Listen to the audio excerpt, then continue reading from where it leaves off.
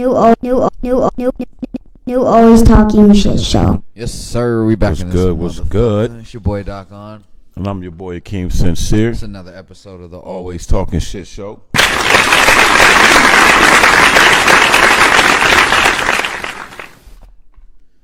What's good, man? The fuck do I start? Well, first off, tell me how your week was. Shit, how was your weekend, man? Real life or in the game? Cause you niggas want to. And he said, "Let's talk about the game." I'm talking to you first, bro. I'm talking about you in real life, dog. There's real life. What have I been doing? This nigga said in real life or the game.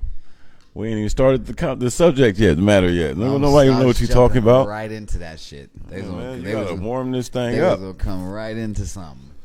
Oh man, how you do it? All right, what's it? Look, I'll go first. Go first. I had a good weekend. It was chill.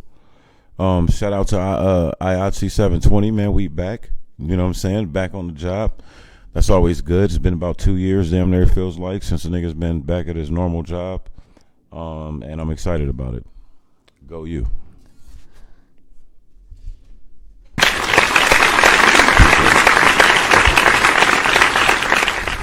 you your flowers, nigga. Get back to work. That's what's up. My week, IRL, it's cool. Since the last show, I'm on my same regular shit, fucking with the game or whatever. Doc's week has been shambles, nigga. Fucking shambles, my nigga. Okay, now look. I get it. You're in a relationship in the game. It's in the game. Yeah, okay, but you spend your whole time. You're kind of like, I play this game for a while in a day. I don't even want to. Hold on, what game? Like, warm it up. They don't know. They ain't with me every day when I come over here and see what you're doing. Let them know what you're talking about. For anybody, for the new people, look, I play this thing. I play Grand Theft Auto on the computer. It's not the same shit. It's RP server where motherfuckers really live out day to day fucking lives on whatever your nigga is on. I have a character named Doc Dragos. Okay. Doc Dragos has had a very fucked up week in life. Okay. So since we last talked, remember I've been had the shorty for a minute now. Same shorty. This chick named Kay in the game. It's not a real name. That's her game name. So I could throw that out there. Yeah, you do whatever, man. That's yours. It's your segment. I'm just as hot-headed in the game. I'm not any more calmer. I'm not any more nice. Dog, now that I'm like looking at our whole relationship, I was cool for this much of it, and then I was just a dick head for this much of it. Okay? So finally, this girl was the rider, nigga. Anywhere I was at, she was at on my hip. You know what I'm saying? I don't know if she was my bitch type. She was just with me. She rode with me. If I had gun deals going, I had to clean out the house because they was coming to raid my shit because my name got put that was in this little drug ring or something. Nigga, she's in and out of the house. Like, nigga, I ain't got to tell her nothing. Just getting all the guns into the car. Nigga, like, it's just faster than I can get the motherfuckers out. Like, she was loyal as fuck with it. Okay. So, mind you talk and spend all this time with an individual, as much time as I spend with my actual chick. That's crazy, and that's crazy. You will develop. You'll start caring for a person because literally, it's like a pen pal at that point. It's like you hear this person's voice, you with them every day. It's like you almost with the motherfucker. You feel me? So,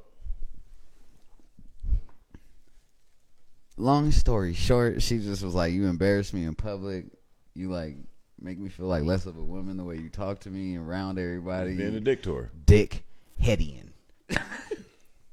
Then she said she wanted a break. I was like, "You're not gonna force a break on me. Like it's either all or nothing." Oh, then you gave her the ultimatum. She did the you did the ultimatum joint. Nothing. Then I called her a bum ass bitch, and yeah, it was. So okay. Going. We're not done. That's just the start of this shit. Get your shit off, bro. Go ahead. Talk about this shit. Wow, right? This is some wild shit.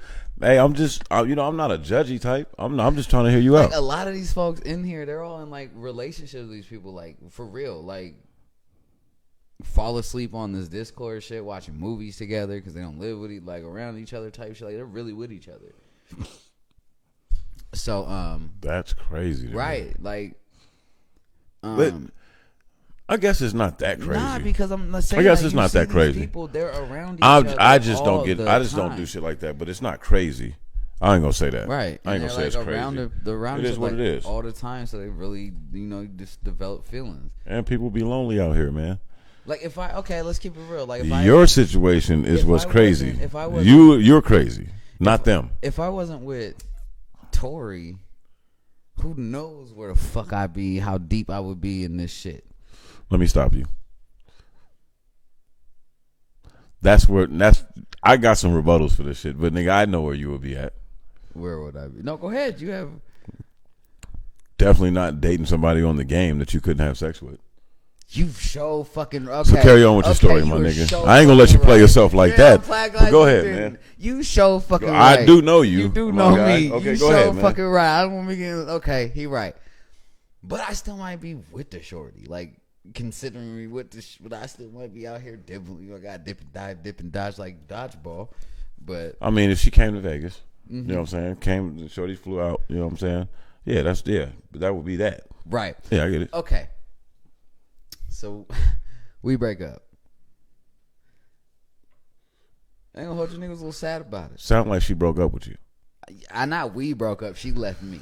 And that always hurts, whether virtual or real life. But here's what it was. Like, so we nobody finally, wants to be rejected. We didn't talk for a couple of days, period. Like, no communication. Finally, I finally was able to get her to talk to me.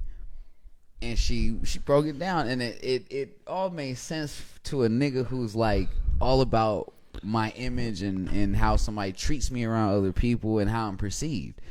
She's like, you embarrassed me. She's like, my friends said I wasn't, because she's been rocking with some of the people that I know in there for longer. She's known me like a year and shit, so they know who she is.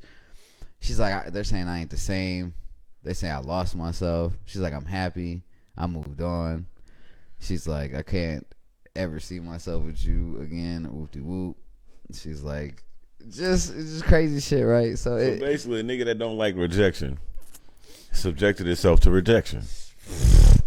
And even though it's not real rejection, it's fucking with you. It's still fucking with me. Because it's still a form of, I still have a rep in the game. I still have what I want to be perceived at. I mean, your girl broke up with you. You wouldn't be the first man. They're like, okay, now this is the cool thing, I guess, about RPing is you can RP different scenarios. Hold on. That you break down. What is RP? What does RPing mean? Role play.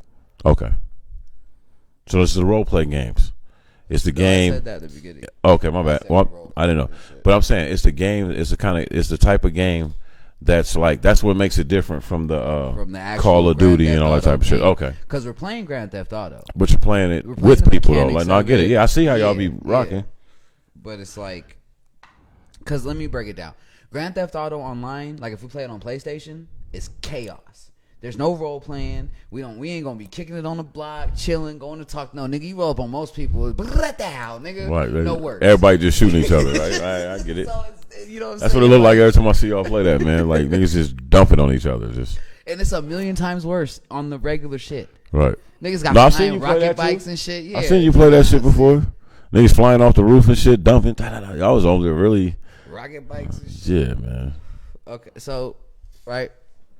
So I guess you get to role play different scenarios. That so if you're really sad, nigga. So one day, it's really sad. Popped way too many pills. Wait, hold on. You were sad? He was sad. So were you sad? This is what I want to ask. In that moment, you said, okay, one day I'm on the game, I was sad. Were you sad in real life, and so you were just acting it out in the game? Or did you just decide today, I'm going to be sad today? I'm sad. Or is there an algorithm in the game that makes a nigga sad? I don't know. I was a little sad in real life. Obviously. Playing out a situation.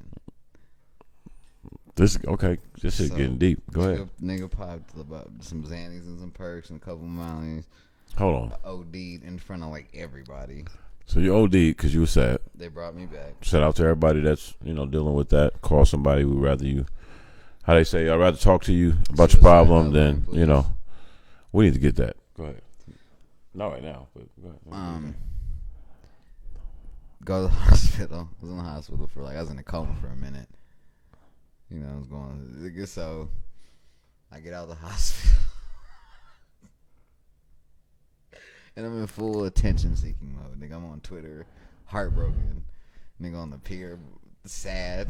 All tired. You could put the emotes and shit so I'm sitting in my kitchen, like this. Hey, what are you doing? What? Oh, what? So I'm sitting in my kitchen. You know, you sit down, so niggas like, hey, let's hit this shit.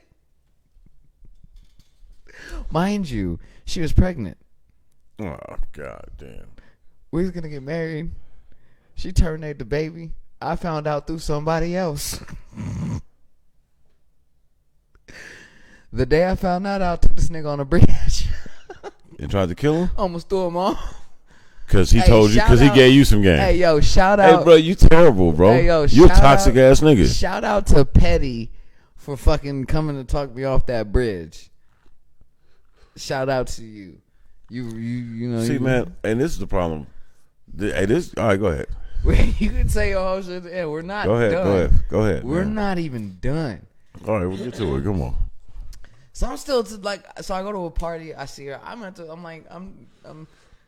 can't see her. I did. I got the party. I can't. I'm not in that space yet where I can chill with her and just be around her and coexist. Hella emotional. Hella emotional. And it's to the point people are getting annoyed. Because I'm on Twitter and everything. I'm already annoyed, fam. Like, what? I almost wish you were in the game. Cause you my boy. You would be checking the shit out of me. I would not. I would disown you. Really? Nigga, you ain't doing us like that. Like, why is he acting like that? I don't know. I don't know. You disown me, bro? In the game. Like, I don't know. Until this nigga get his mind right, I don't know what this nigga talking about. Bro, I'm gonna be honest with you, bro. All right, go ahead. Let's go ahead. Get to it. I got some shit to say, boy. This shit right here, man. You have more to say. I'm not done. Go ahead. Okay. So, the day after, I meet JT. Little boo thing. One of the new boo things. Me, JT. So you moved on. You got a new shorty. I didn't know I was ready. I didn't know I was going to be. She just had popped up. All right. Nigga started rapping. She needed to be shown around. She was new. She jumped in the slingshot. All right, whatever. All right. So, some other shit I wouldn't do in real life. I'd be tricking off in the game. I ain't gonna hold you. Just get to the story, man. So this nigga. So okay. I'd lock her down. We're together. She flies out. Flying out is when you leave the city or you leave the server and you're off. Same day, I run into these two chicks and one of the server owners named Joe. Joe knows I'm just going through it with the shorty, so he's like, "Hey Doc, why don't you show these two little beautiful ladies around? This Doc, single man, owns business. Put me on." I'm like, "Cool." We jump in the whip. I get the maid back out. We jump in the maid. I'm over here stunning. So I get her too. Now, I gave both these women a key to my house. All right. I gave both a key to my house. They both have cars in my garage. Why? I'm telling you, I'm fucking up. I'm a problem. I'm a problem and a menace to society. You in the game just living out all your wildness, huh? Yeah. Hey, bro, what the and I think, hey, look, I'm going to sound, go ahead. Okay. Go ahead, nigga. All right, go ahead. Okay, so yesterday was so eventful. Yesterday I'm with JT in the beginning of the day, right? We all kicking up shit with the fam. Right.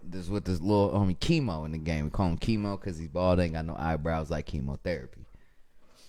Shout out to everybody that's battling chemotherapy. That's his own name. He selected that, and that's why he calls himself that. I'm not making fun of nobody. I ain't either. I'm just shouting out people that's going through that struggle. Yeah. Go ahead. That's his dude, okay?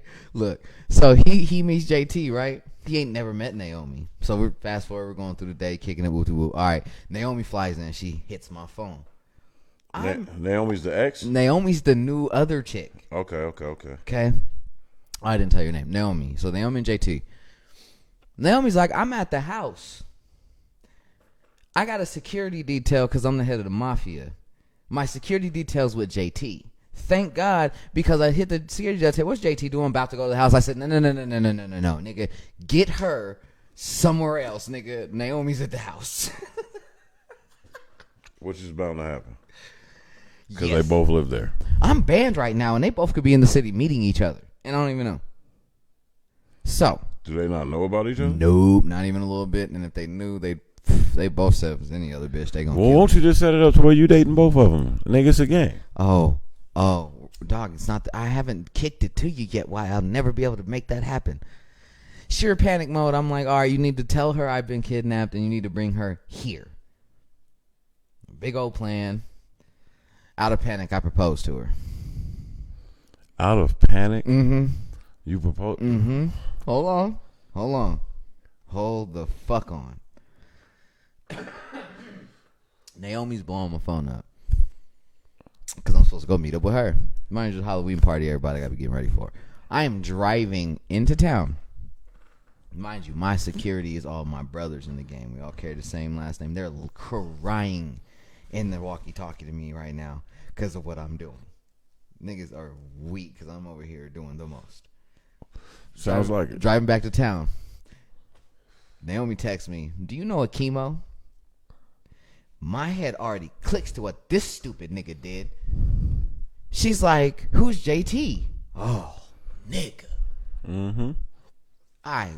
Remember, I got powers at this point. Nigga, I jumped out the car, fucking teleported to her. Nigga, we got this damage control now. I ain't got time to even take the car ride. So what happened, I guess, is he was talking to her sister, and he started talking to her, and she's like, I'm Doc's girl. Didn't even ask a question or nothing, so he automatically assumed he's never met Naomi. He's like, oh, JT? Yeah, that's some shit that's gonna happen, bro. So he's a big ass troll, so I can play it off. I said, nigga, stop trolling, nigga, trying to get me over here caught up on some bullshit because you're trying to be funny. He a real nigga. He's like, oh, my bad. You know, I just be on that funny shit, bro. You know, I was just trying to fuck around, bro. When she says your girl, you know how I be when I hear motherfuckers be, you know, talking to you. You know what I'm saying? I was like, cool, good, real nigga. So I gotta go to a admin call, dip off. I go get dressed with JT to get dressed for the Halloween party while Naomi's get dressed with her sister. So y'all going to the same party? Oh yeah, costume party. So I had bail. One of them was not gonna know what I looked like. The other one did because she got dressed with me. So okay. We're on our way. Like, Naomi and them get to the party early. They're blowing up my phone again. Where am I at? When you getting here? What's going on? I'm lying. Like, I got these meetings going on. All type of shit's happening. I'll be there when I get there. We're on our way to the spot. We got to stop and get gas. It's in the country. So we're in the middle from the country to the city. Server restarts. JT decides to not come back in. She's tired. Oh, save me. Jesus took the wheel. Allah took the wheel. Jesus, whoever saved me right there took the wheel. Okay, I go to the party. We kicking it cool. I see my ex. I'm smooth now. I don't care. I'm in the player mode. Don't even care if she's there. It's cool. Whatever. Here's where I'm doing the absolute most, and even more than what I had done before. Because I'm pretty sure you're like, this nigga can't get no worse. And yes, I did. Because we get back to my car dealership. And what do? I propose to Naomi. I thought you said you was panicked. Where was the panic at? There was no panic in that one. I just decided to do it. So now you didn't propose to both of these chicks? And they both said yes. And they don't know about each other? Nope. Sound like you're going to have a dinner, man. That I might die in. No, women are more on this. Explain it. First off, man, no. Wait, we're not done. It gets the ex bitch did some petty shit. Let me take the petty shit she did. So the sister of the sister of Naomi takes a picture and posts it on Twitter. Okay, nigga, I'm the trending topic for like 15 minutes. Nigga, it's all retweets and Doc, what's going on? And I know you fucking lions and the ex bitch is like about fucking time laughing and whoop and it's going down. Niggas run up on me trying to beat me up and shit because I'm doing too much. Which I am. I seen them niggas beating you up last time I was here too. Nigga, that shit was funny. Beat the dog shit out of me yesterday. Fuck? Like 12 deep beating my ass, nigga. Like you would if I really did this in real life, you would smack the shit out of me, right? Dog, yeah, but I probably wouldn't even be around you afterwards. Like, nigga, what is wrong with this nigga? He's bugging. What? You tripping? Go ahead. Kay sees this. Kay gets petty. Kay takes the dude who always used to hit on her and piss me off and get under my skin and goes lets him eat her pussy and takes a picture of it and posts it on Twitter, thinking I posted my picture to get at her when I wasn't even the one who posted the picture.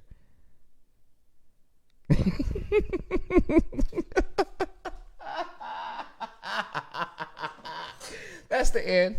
Go ahead. Oh, and I got banned for calling somebody the F-A-G-G-O-T word. Don't spell it. We're just good. Just say the F word, man. They might not know. Say the F word. It don't matter. Okay, go ahead. Floor is yours. Go ahead. I know you got many questions, statements, rebuttals. Go ahead. I am interested in what you got to say. All right, bro. I think everybody in that game is fucking nuts. let me I got roll something too. I'm just saying. It's crazy, bro. It's so crazy.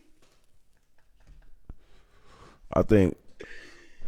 Yo, before you talk about them, talk about me, because you my I'm getting nigga. to you. Like, I need to know. Nigga, I can't wait. Trust me, my nigga. I got a lot to say to you. Like, bro. That's why I wanted to get it all out so you could just talk about what's it all. In the like, nigga, where do I start, man? Okay, first off, what are you doing, nigga? Right. You got businesses to run. You got all type of shit. Nigga, how do you find time in the day?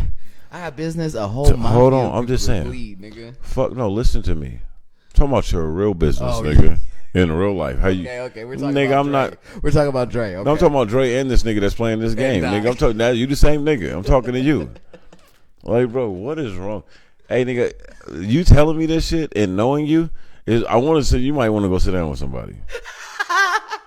Cause nigga, you got some issues, nigga. What the fuck is wrong with you? Like, first off, who made this game, nigga? Like, shout out to 5M for fucking doing this shit. Hey, you a wild boy, nigga. Is it a dude? No, it's just a corporation, nigga. Y'all some wild motherfuckers over there, man. Cause nigga, I see the game. I'm like, nigga, why does this girl look like that? Oh yeah, and then why? Like, it just makes me think about society, bro. Like, cause I'm not. You have a normal life, nigga. I do. I see you in your normal life.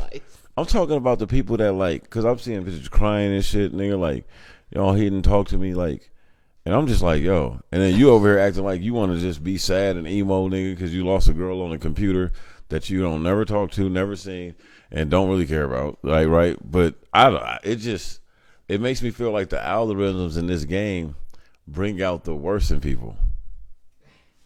Cause niggas start owning shit, like, I mean, you got banned, nigga, cause a nigga it cost you a pistol, a gun. I mean, it's a lot, bro.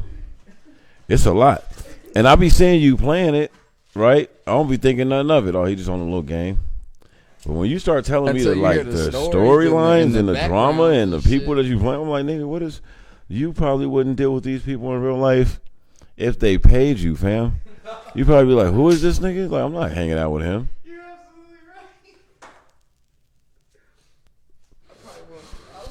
right. But in a weird way, you know, I don't play games and shit. So like, but in a weird way, I'm intrigued. Like, nigga, this is some crazy shit. Like, nigga, what is? And I'll be seeing the people that play it. That's what's ill to me. Some of the bad ones? Yeah, bro. I'm like, wait, that's her? Yeah. What is she doing? Yeah. She's playing this game right now. It's a sector of very beautiful women. I need to show you a new picture. That literally are as nuts as Dre. Nigga just playing this game nigga all day. Nuts as fuck, bro. No lie. I really wanted to hang out with these people in real life. Like, I would love to go to like a dinner with all you niggas that play it with emoji, with like you got to wear a mask with your emoji character on it, so niggas know who you is, and I just get to orchestrate a dinner. Like I would love to hear the conversation. Like I wonder if motherfuckers will stay in character or if people will get out of character. You know what I mean? That's some wild shit, bro. This should be. We should do a documentary on this. 5M. No, nigga, just on the whole game, the way it affects people. Like, well, when you talk 5M, you're talking just this. 5M only deals with all right. GTA 5. Don't take me out. I get it. Them, the entity. We should get at them and be like, yo, art shit. It's just, I guarantee it's a nigga like me. It's just a bunch of motherfuckers who wanted to like live real life through GTA. See, and I guess that's where I'm different. Like, that's what makes it intriguing to me. Cause you know what did it? What blew it up was COVID. So many people in the house didn't have a lot to do. Cause 5M wasn't hella popping before COVID, and you got just a bunch of motherfuckers in the crib. Fam, I hear people say that all the time. Niggas gonna stop acting like they ain't have hella shit to do around the house like I did. No, I'm just saying, there was a huge influx on like gaming and shit. It just nigga, I trimmed my book collection. Nigga, I did all type of shit I never would have did in COVID. You took semi gamers and turned them into started a podcast. Did all type of shit during COVID. I'm just saying, I'm not knocking anybody. I'm not saying they wrong for doing this. You spend your time out, but I'm looking at the pit. I'm looking at these men. I'm like, yo, you obviously got a good job because you got a nice little apartment. You live in Jersey, and I'm looking at your shit. You nice over there. You got a flat screen. You over there nice, fine as hell. Oh my god. Obviously, you ain't got no man because you on this game all day. Some of them do. They do, probably right next to him playing the game. Nigga, I think I was because everybody does it. Everybody, if you can find nigga social media, you're getting scouted. Like, who is this nigga? If they with you, they really want to know. Yeah. The ones in usually most cities don't, but the ones in here, they want to know what they're with. What's on that voice? These women in here want to know what's on the other side. You feel me? So the one JT, I think she has a nigga in real life. This shit wild. That's all I'll say. That's all you had to say through all the shit I got. Like, I mean, dog, this shit scatters me. Yeah, bro. Cause like it's just a lot. I mean, I don't want to come off as a judgmental dude because I don't play games, and so I know I'm missing something. I know to some people that shit is fun as hell. It's the idea of like doing something and not doing it. You know what I'm saying? Like, I don't want to have a fake. I don't want to have like a two bad bitches kicking it with me on an island doing freaky things virtually. That's pretty much what it is. But I don't want to sound like that dude either. Like I mean, I ain't the coolest nigga in the world. I'm just saying that like people like what they like. To me, to me, it was just intriguing to see. Cause when I started seeing you get on the game, I'm like, nigga, what are you doing, right? And then I'm seeing you interact with folks. I'm coming here for we doing our show and shit, pre-gaming, all the pre-production shit. I'm seeing you close out the game. I'm hearing the conversations, and I'm like, nigga, this shit is way different. This ain't just a game. Like the game is like The Mask, but this is like an alter reality, like another society type shit. Exactly what it is. And to me, I'm a nigga that didn't even know that shit existed. So like, a year ago, I didn't. And then when I'm like, okay, when I did find out, I'm like, okay, Dre is definitely the most normal person on there. But then when I'm starting seeing the people like you talking, I'm like, nigga, that's her. Yeah, they're all. Damn, nigga, that's like, nigga, these look like regular ass people that I would interact with, nigga, at a bar or something. So it just, hey, man, I was at the time when I was taking it in, pause. I was like, man, okay, this shit is some weird shit. I'm about to clown this nigga, right? But then, as I sit here and I listen to it, man, try not to be judgmental. And, I'm not the coolest. Like I said, just because I don't like it don't mean it's not cool. You know what I mean? How you feel about me proposing to two women, nigga? You wild. See, that's right there where I'm like, nigga, we can get into some shit right there. Let's do it. But we can't, if you feel me. We can, but we can't. Do it. No, we can't. Trust me when I tell you we can't.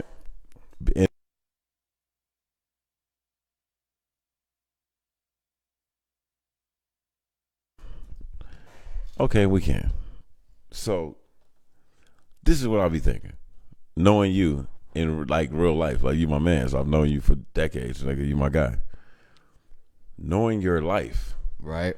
I'll be like, nigga, that shit is weird. Because when I see you get into the game and play the game, and like you said, it's an RP game, right?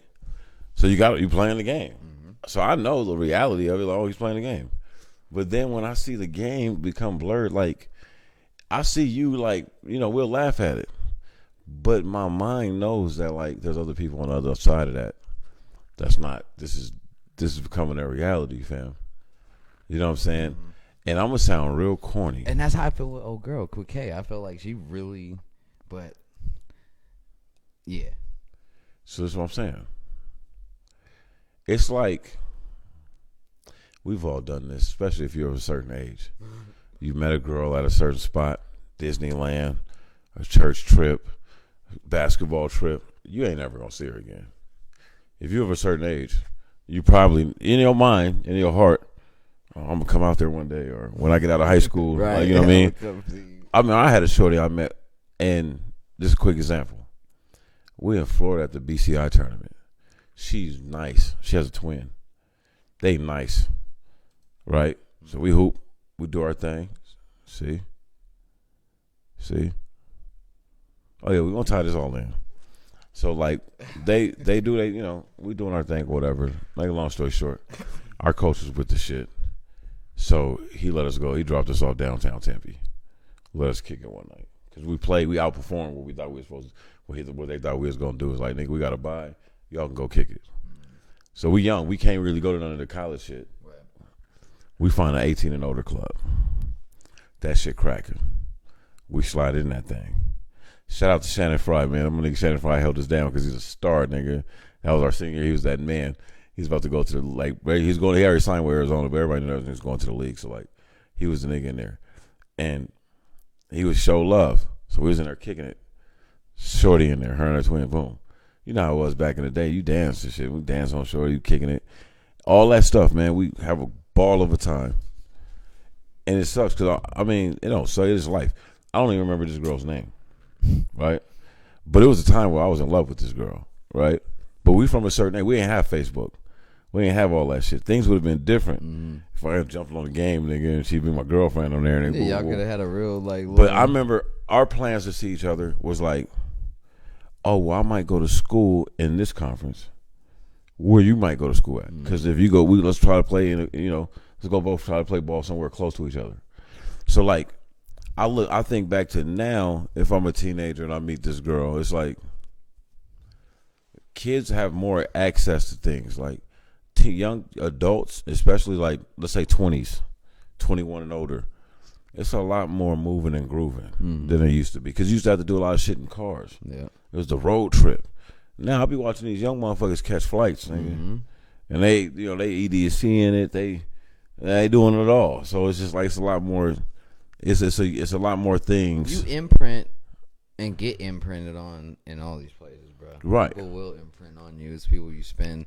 Because you meet friends, like, so that's my point. You know what I'm saying? Like, I got so niggas, my point like, is, there I be think people in here, like, if I was in a city, I'm here, nigga. We pull up, nigga. That's what I'm trying to equate this to, is that in my life, traveling around as a young person playing ball, I met a lot of people. Yeah.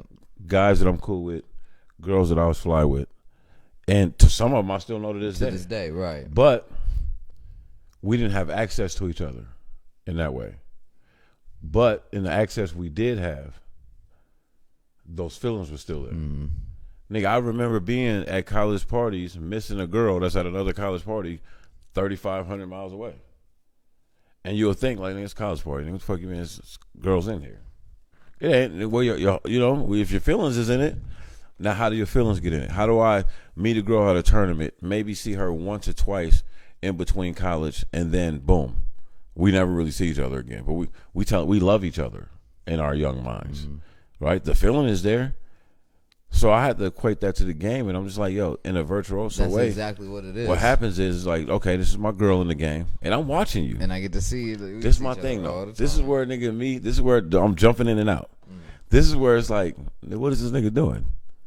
Like, because I know your life. Nigga, you have a lady. You do. So I'm seeing you live real life, and then I see you jump on the game in between, we doing our shit. And I'm like, nigga, so you can't, understand what you're not into. I'm not in your relationship, but I respect it. I know certain things of it, so it's just like, then that's weird. She don't be tripping off that, and it's like not at all. So then I look at you and I'll put you on the sidebar. Boom. All right, well, take Dre out of this shit. This is how my mind works. It's not so much as I'm on you. I'm on the other people. Cause nigga, I'm hearing this shit. Like, you know what I'm saying? I'm over here, we working on show and shit, and then I'm hearing this shit. I'm like, what did he say, nigga? I done jumped in on a couple conversations. Yeah. You know what I'm saying? Like, oh man, tell that nigga, man. You know what I'm saying? Well, I'll tell her this then. So I see it, and I'm not a gamer at all. Like, if gamer, you might have fun in this because it's real light. We look, this is what I'm saying. Treat it like some real light shit. We stop. Don't treat it like some game shit. No, stop. I get it. I get that. But I was just gonna show you. It's a gaming scale. If the gamer is over here, fam, by natural default, and I've tried this my whole life. I had to like come to terms, nigga. You just don't like video games. You don't like playing games, cause nigga, I done been in jail. You know, and it's not like I'm a jailbird, nigga, but I done been in jail and like, oh shit, it's a fucking Friday, nigga. I'm gonna see the judge till Monday. It's a fucking traffic ticket violation that turned into a warrant. You know how that is. The American story. You in there with all the criminals, nigga, but you ain't done nothing criminal. So I done been in there chilling, like sleep, like fuck it. I'm just gonna sleep because I'm about to get out of here on Monday. Or niggas that's about to get sentenced. And I know what it is, you know what I mean? But like, nigga, I'm not playing with y'all. And I get it. No, it's not even that though. That's where niggas be thinking and it gets them offended. Like, cause how dare you niggas throw it in my face that you can't play a game because you don't want to be here and I gotta be here for 365 days until my court date, nigga, where I'm facing 30 years. Right, yeah. Yeah, that's real. So I get that. Especially with the culture, man, black American story, man, black male American story. I get it. However, if we're at a fucking family barbecue with my favorite people, and they be like, yo, King, we need one. Guess what they gonna do? They gonna look at me and be like, because they know Akeem's not playing. Then when I was a kid, I learned how to play all the games, right? I'm from this culture. I don't play them shits. Once I got past nigga wanted to, like being excited that I'm at the big kid table with my uncle or my grandpa and I actually get to play. Right. Hey, you know what I realized? You didn't want to play. I don't really like this shit. And then it carried over to school games when I was younger. Fam, I don't really. If we don't get to play basketball or like football or like some baseball, kickball shit, and we just playing like a game. Hey man, I might like a little relay or something. I need to be running, moving, jumping, doing some shit. I was one of those type of kids. I think if. But then I had a weird thing where I got an older parent. I have older siblings. So it was like at the house, it was very, I won't say strict, but it was like, you know, if you take a young baby and just have him around a bunch of old motherfuckers, he'll have old ways. He'll be chilling. Like when all of the kids is running around and shit like that. He'll like to watch the show. That's how I was, fam. I was always around older people when I was younger. So it's just like, I missed out on that, I think, in a weird way. Like it was provided for me. Man, my mom, I had to tell her, like, you don't have to buy me that. And she thought I was being modest. And it was like, no, I had to really like use my words and be like, Mom, if you buy me that new PlayStation, I'm not going to play it. And then you're going to buy it. I'm going to feel like I got to play it because you paid for it. You try this. You should try and jump on it with me one day, bro. I'll buy you a copy of GTA. No. It's only $15, nigga. See, and every time I try to give people that spiel, people that know me like you, that's what they always try to do. Oh no, man, let me try you this game right here. And what I'm trying to get you to understand, you really there's two type of people in this world. You really might not. Well, maybe I'm not gonna limit it to two for the sake of this conversation. But I want to bring our podcast into it. Okay. And I mean, only have you there for the podcast, maybe to kick it for a little bit, so niggas know you. Not to have you, but just nigga, you ain't gonna be in there like me, but you might just, after the podcast, might meet if you're like, what's, nigga, just kick it. Hold on. Oh my bad, you just look like my bad, my G. Hold on, my nigga. Let me hold this for you. Hit the Hey, but look, no. So look, this is what I'm saying. Because they do got a podcast, and I got long-winded, but I'm saying it to say this. You're not. See, this is the fucked up thing. You play games, but I wouldn't call you a gamer. Nah. Right? Because you got too much other shit going on. You don't got time to be just a full-fledged gamer. But you can get in your gaming bag. You can have little spurts where you done gamed more these couple of months. Then you play games. But then you also can go a while without playing any of this shit. Right? Okay, well, then there's me. My godson, man. Every adult in the room looked at that nigga, snapped their neck because they came in the house to see me on the game with him. You know why? Because he was looking sad and he was like, I don't have nobody to play the game with me. He's a kid, I love him. Didn't want to see him sad. Played the game with him. It was actually okay. I suck. He's whooping my ass. And then, because he's been around me and his father and niggas like me his whole life, he started talking shit. Do I play the game with him? No, I took his ass outside. And got him on the basketball court. And they're dunked on his little ass nigga. You know what I'm saying? Like, nigga, like, and then that was that. We don't play games no more. I think that's the case. I think that's the reason I think you would be more okay if we, like, podcasted in here. And I'm gonna tell you right, and let me get this off. We're not competitive. Let me get this off because I didn't win at the gaming community. I got to be honest. I'm jealous. Look, fam, I'm a Taurus, and I'm learning this about myself. I'm stubborn. I don't act in jealousy. So I'm not a jealous person. But if I'm being honest with myself, nigga, I don't know if it's envy or jealousy. I don't want to watch a game where a nigga's living a life that I thought I've had, or almost as close to, or wanted it. Like, I don't want to see this. I don't want to be a character that drives a Bentley or got the Rolex that I want. Because, nigga, to me, and my mind is fickle in this way. I have a strong mind, and people that know me will say that I'm intelligent. But if I'm being honest again, just self-evaluating, oh, boy, the line between legality. Oh, you would blur it. Nigga, I'll start being like, hold on, man. I could do this in real life. Because I know the call to make. I could get down. I got the call to make. Right. And that's the dangerous part. Coming from our community. He would be so ready. Coming from our community. Coming from our communities, there's always that shit is always one call away. One drive away. One stop away. So it's just like, man, I try, and I guess I'm learning this about myself because you've made me coming with these kind of comments when we start talking about this shit. Like, I start thinking about it. I'm like, oh, okay, well, I'm just the opposite scale of person. It's too intriguing to me to play this game. Like, you niggas play the game, nigga, hang that shit up, nigga, and live your life. I'm trying to figure out how I'm gonna match I'm gonna feel like a failure. Match my fly in the game. Right, nigga. I'm like, I can't, man. hey, I ain't gonna hold you. I couldn't. That's probably why I don't, because the level that nigga is, right. I could never. I mean, yet. Let's get it real. Not never.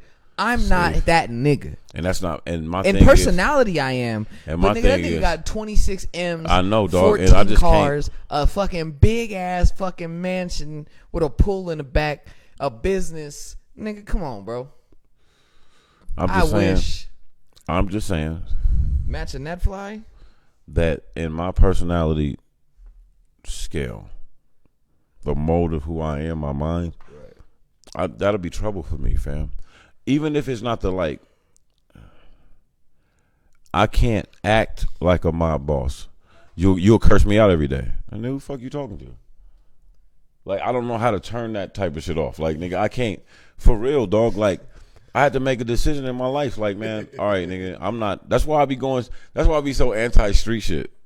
Because I know, nigga, that it's like, nigga, it's like Pookie, nigga. The streets be calling me. Like, nigga, like, real talk. I'll find myself in a situation where it's just like, nigga, anybody else, nigga, this is it right here. You know what I'm saying? And I just had an epiphany. The type of nigga you would be putting the master plan in the game and ready to act. Dog, I had that shit is like fucking rehearsal. It's practice, nigga. This is practice. You were just over because nigga, you could die in there and come back. I'm a repetition person, every way, right? Every and scenario, how you and gonna dog, die don't let me move in real life and something like that happen, and I can correlate it. Oh shit, I've been here. I ain't done this before. I saw a wiggle real quick. That's how I learn. Is visually. I am too. So it's I feel like I honestly. So I'm more likely to get indoctrinated by some shit that I see and hear versus some shit that I read. When I'm reading shit, I have to check myself because I'll be debating what I'm reading while I'm reading it. and won't take in the That's information. how I feel like. But if you telling me some shit on a video and you're like, I'd have to check myself on that because I know I can get indoctrinated that way. That's the way I learn. That's my learning pattern. I feel like that's kind of part of the way I like learned to fight and shit. It was watching boxing, nigga. I feel like I got a great boxing stance. I feel like I could get in. Watching basketball. No knock to you boxers out there. Y'all do this shit. I'm not saying I'm in, nigga. No, please. I just feel like, nigga, all the shit I done seen. You know who Caleb Plant is, right? Yeah. Fight. Okay, he about to fight Pacquiao, world champion. No, he's not fighting Pacquiao. He's fighting Canelo. Ain't he? That's what I meant. My bad. Yeah, he just about to fight Canelo. Canelo. Beat up Pacquiao already, didn't he? He's about to fight Canelo, right?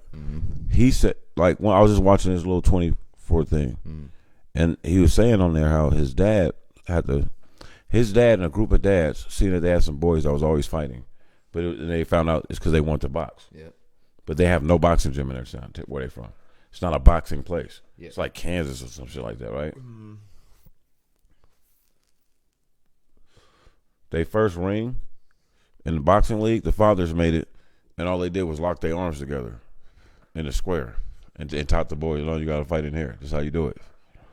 And was coaching them from the sideline. That's how you start boxing. Where everybody, he ends up being on the Olympic team, #1 boxer, all elite boxer, right?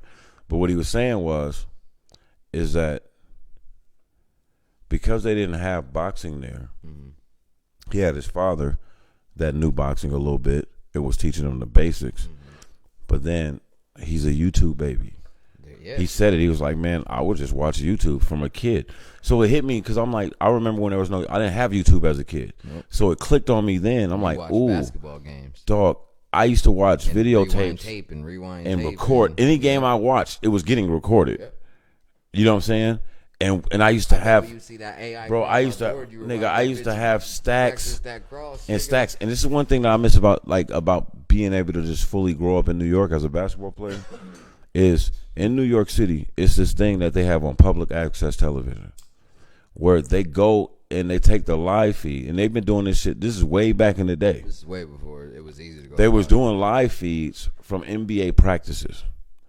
That's dope. So it would be like sometimes you would just see like Allen Iverson at the Sixers practice working out with the shooting coach, and you'll see what he's working on. You'll see what like Steve Nash was working on. And I remember when I was in New York one summer with my cousins and shit, and like we was just chilling at the crib, and like my cousin was like, let's see what's on TV, man. We only got like 2 channels in this joint, right? He's like, we gotta go in the living room to watch cable. But niggas was just lounging in the bedroom. And that nigga turned that shit on. I was about to take a shower. I was, you know, we visiting and shit, you taking shit out your bag and shit. And I watched it, I was like, what the fuck is this? This is dope. And he's like, oh man, that's how niggas learn how to get their shit right, man. Like, and he was telling me, I'm like, nigga, they play this, and sure enough, all day long, 24 hours a day, you turn that channel on, it's just Dirk Nowitzki taking nigga one-legged jump shots, nigga with his shooting coat, and you just know. So now a kid, and then I was like looking, we on like the 14th floor, I'm looking out the window, and I'm seeing kids. You seeing kids like doing layup drills and shit, working on their game, got cones and shit out there, or little whatever they can come up with. And I'm like, damn, it's a different type of hoop. New York always breeds different type of hoopers, nigga. It's just you know what it is? It's the harsh living conditions. Fucking Chicago. It's the harsh living conditions. You know what I'm saying? Now, Oakland. Seattle. Yep. Seattle does the same thing, but like, it's a lot of basketball pockets, the DC area. But it's like if you look at those places, like it's the living conditions, dog. When you look at some of those athletes that come out of there, you can see it in them. Like your love for football, throwing a pigskin around is different if you grow up in Illinois. Oh yeah. If you grow up in certain places, I know they say the South is like creme de la creme in football, and I get it. I get why they say that because a lot of times year-round football, the weather is inclement for it. Fucking farmland. Same thing with California. It's like it's the same thing. It's flat. It's a lot of space. In New York, it's kind of like there's a lot of football players that come out of New York, but it's just like they go to different. It's just different. Like it's just a different culture. Yeah. Like you look at them and be like, damn, you play football? Like a lot of East Coast dudes, like, you know what I mean? But then I feel like East Coast breeds a lot of like receivers out of a lot of basketball players. Running backs, receivers. Right. And like the South is all the defenders. You might get a quarterback every once in a while. The East Coast bred a lot of the first running, throwing quarterbacks and shit like that. But again, I think it's the weather. In California, you can perfect your spiral as a 13-year-old kid. Oh yeah, because you can. You know what I'm saying? You got when is it? I know that's why I took my joint. When is it ever like?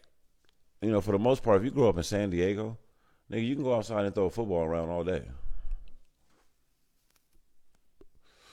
That's why California breeds a lot of quarterbacks, in my opinion. Same thing with the state of Texas. You know what I mean?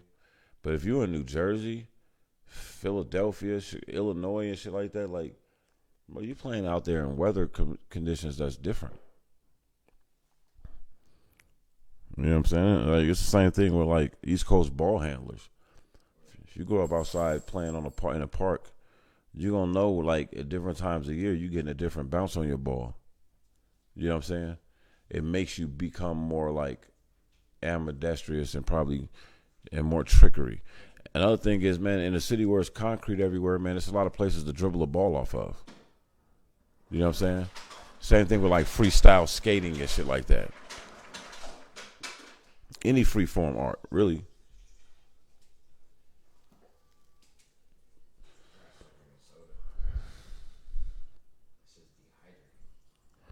I don't know why you don't just get a big thing of water and sit next to the thing like me.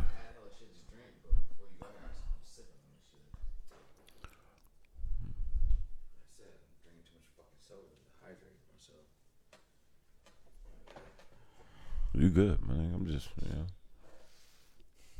But shout out to, even though I'm banned right now, niggas piss me off. Shout out to Hollywood. Yeah, man. See niggas tomorrow. And shout out to banning my guy. He deserved it. I did. So Dave Chappelle responded, man.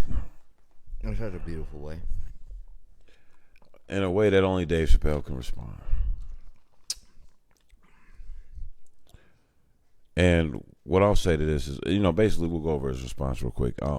It's been a lot of backlash back and forth over the Dave Chappelle latest I guess you could say controversial. They're making it controversial, in my opinion. But Dave Chappelle has a new stand-up, The Closer. We spoke about it already. He's getting a lot of backlash from what we call on this podcast the Lbgtq Mafia. That's separate from the Lbgtq community, who we are a friend of and in support of. Because the Mafia, I'm really about to go in on y'all. But basically, there was a young lady. I didn't write her name down because it doesn't matter, in my opinion. A woman of color. I don't know if she's FBA, so I'm not claiming this sister, but she definitely is a woman of color. She organized the controversial walkout. Some suspect her and others of being a part of the leaking situation of his finances, which is illegal, but we'll see. The internet is unforgiving and undefeated. So, as she became to get notoriety, and it was a young white guy that went viral because he went and supported Dave Chappelle, and they treated him like thugs. They ripped his sign from him. Then they called the police over and played victim and tried to get him arrested. But it was onlookers that had video footage and evidence to prove that he didn't do anything wrong, and that's why he didn't go to jail that day. I believe. That's why he didn't go. I believe he didn't go to jail. That became like a topic of conversation on social media. And then the people of Twitter and social media went and dug up some of this woman's old tweets. And it turns out she got some phobias of her own. So although she's a part of the Lbgtq community, she's a problem. She has an issue with Asians, apparently. She has issues with Mexicans, apparently. She wants them to only speak English, et cetera, et cetera, et cetera. She has said some nice, nasty things disparaging to those communities. FBA. right? You gotta watch out who the fuck y'all get behind. See, that's the thing. It's like y'all gotta stop just because they go for your cause, excusing all the bullshit they've done. Cause, but let's get to his response first. all right. Because and I'm gonna give it to you. His response to that was, it was rumors that was out saying that Dave Chappelle was asked to meet with the members of people that worked at Netflix that was disparaged by his remarks, and he turned them down. He comes out and lets that be known that that's false. That's not true. He said that the irony in that is, after his closer stand up and special, the only person that's been pretty much banned from Netflix's offices is Dave Chappelle. Yeah. So, although they're in good standings with him business wise and things like that, they're standing behind his art. Although, because it makes them a lot of money, we're right back at square one again. Here it is, like he said, a marginalized community, right? Allegedly, that still has some issues within its own community in terms of superiority and, in my opinion, racism and a sense of victimhood. But I digress, and I'll give you the floor. I saw you. I know you want to push it. All right, let me separate this because I'm about to go in. I need you to understand what the fuck I'm talking about. This does not go to our friends in the LGBT community. This goes to our enemies in the LGBTQ Mafia. Big difference. To you Mafia motherfuckers. You are the reason. You're gonna be the reason if it does never get picked up by a major studio. Me and this man right here might not see. No, you're talking about his documentary? Yeah. Okay. Well, he also has a documentary. Yeah, he's got that. Oh yeah. There's a 10-city, 10-date tour he's doing where he's showing his documentary that no studio will pick up. Oh, because he left out. He probably didn't do it on purpose. He had several offers to show this documentary. Accepted a few of them. After this whole backlash, none of them want to show it. Oh, I just wish I knew their names. Nobody wants to. I guarantee it's Canes.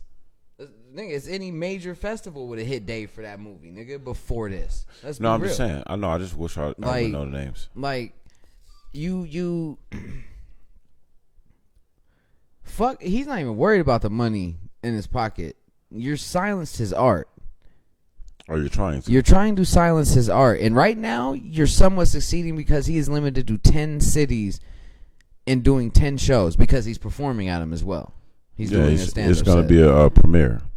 I'm like, come on, man. And then the person who led, like, he just fed me that information. Now that I know that, father, fuck you to that woman. And to this fucking mafia who's behind a woman that you're fucking sweeping racial fucking slurs from under the rug because she's leading your cause. And that right there is why you need to never, ever, and this is the mafia I'm talking about, not the regular community that we support. You need to never, ever compare yourself to our fucking struggle because we don't do that. And wasn't that like his overall point? Yeah. Is that we don't do that. If you're going to be a minority and you're going to fight for the equality of all people, every minority you can't be on the same side of marginalizing others.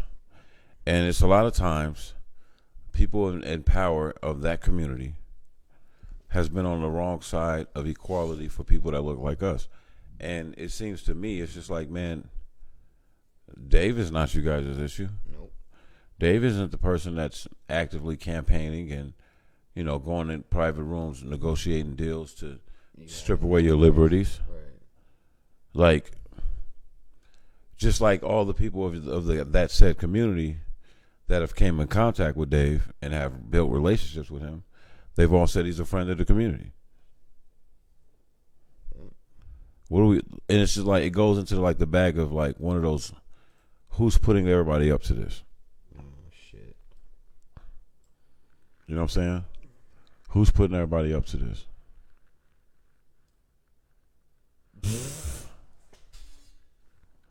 My nigga Matt, man, we ain't even see the comments. Dog, bro. so we have we was to. over here, man. Not even my bad, Matt. Matt, we have to. We'll acknowledge because let us wrap this Dave Chappelle shit up and let me get into it. And because you seem like you interested. I'm gonna give it to you too. So I'm gonna give you the lowdown. No, he heard. He was in there going. That's what he said. You see the fuck, nigga? It's a metaverse like, game. bruh, you Mormon. Fucking bad. Yeah, he in there trying to get his shit off, man. What y'all posting polygamous. video game porn on Twitter? Bro, it goes down in these Look at spots. moms. Nigga. He's not thinking. That's what he's What doing. is he So get your doing? head right, bro. Don't follow the trash. You're better than them. Mama Rose. Oh, Mama Rose. Snap, Come on. man. That is hilarious, fam. I'm mad we missed Hey, all that's that. so. I know. That's so funny, man. Oh my gosh. On Twitter, Matt. On Twitter, there, Matt. I've shown him, bruh. Matt. It's wild, man. Matt, It's a wild place, dog. Matt.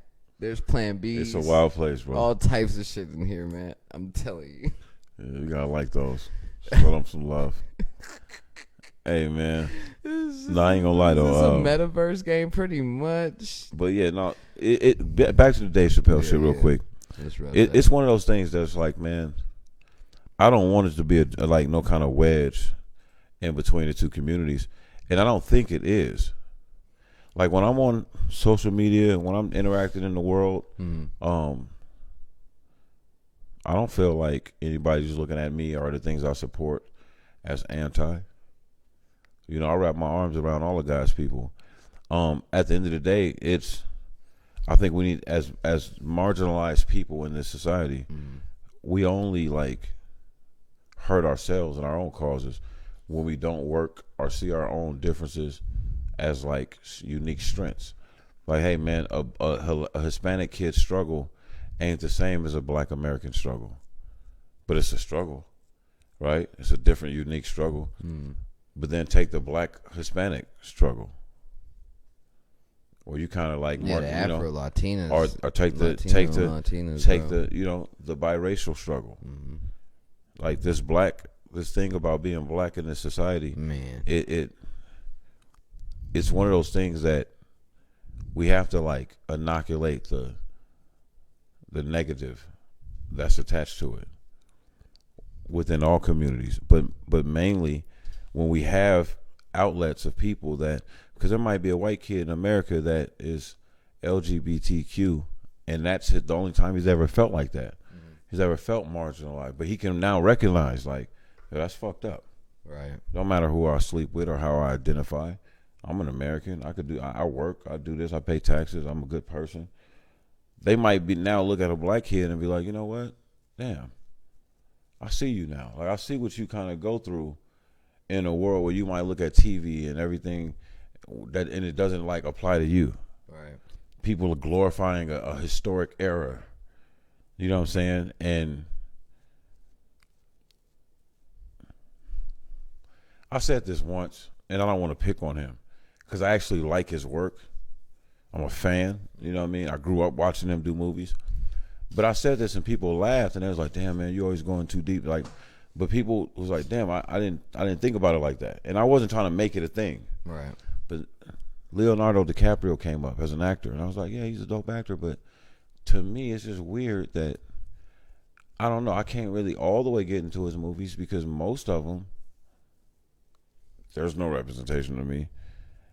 And secondly, fam, most of his movies are dated in a time, and I'm not saying he's done this on purpose. I wouldn't say that. I think you're just thinking, because I can name. Let me finish. I'm a big Let me finish. fan. They're dated in a time where and this is how I look at things. When I watch movies and shit like that, I always think about the relevance of Black people in that time frame. So if I'm watching a Western, that's how I learned about Black cowboys, because I heard my grandpa and my mom and them talking about Black cowboys, And then that's how I learned that the term cowboy was originally like slated for black men that were a certain way. You know what I mean? I was like, oh damn, That's a cowboy. There's a whole history. Right. You know what I mean, of black men. That's when they say, oh, black people were black. They were black. The original cowboys were black. That's what they're talking about. But nowadays, if you show a movie of a Western and they got a black dude starring in it, like if Will Smith just starred in a Western, they almost kind of got to make it comical, like the Wild West, right? Or because the way society has been, like the way we've been conditioned currently is that it's not even realistic to see a black cowboy.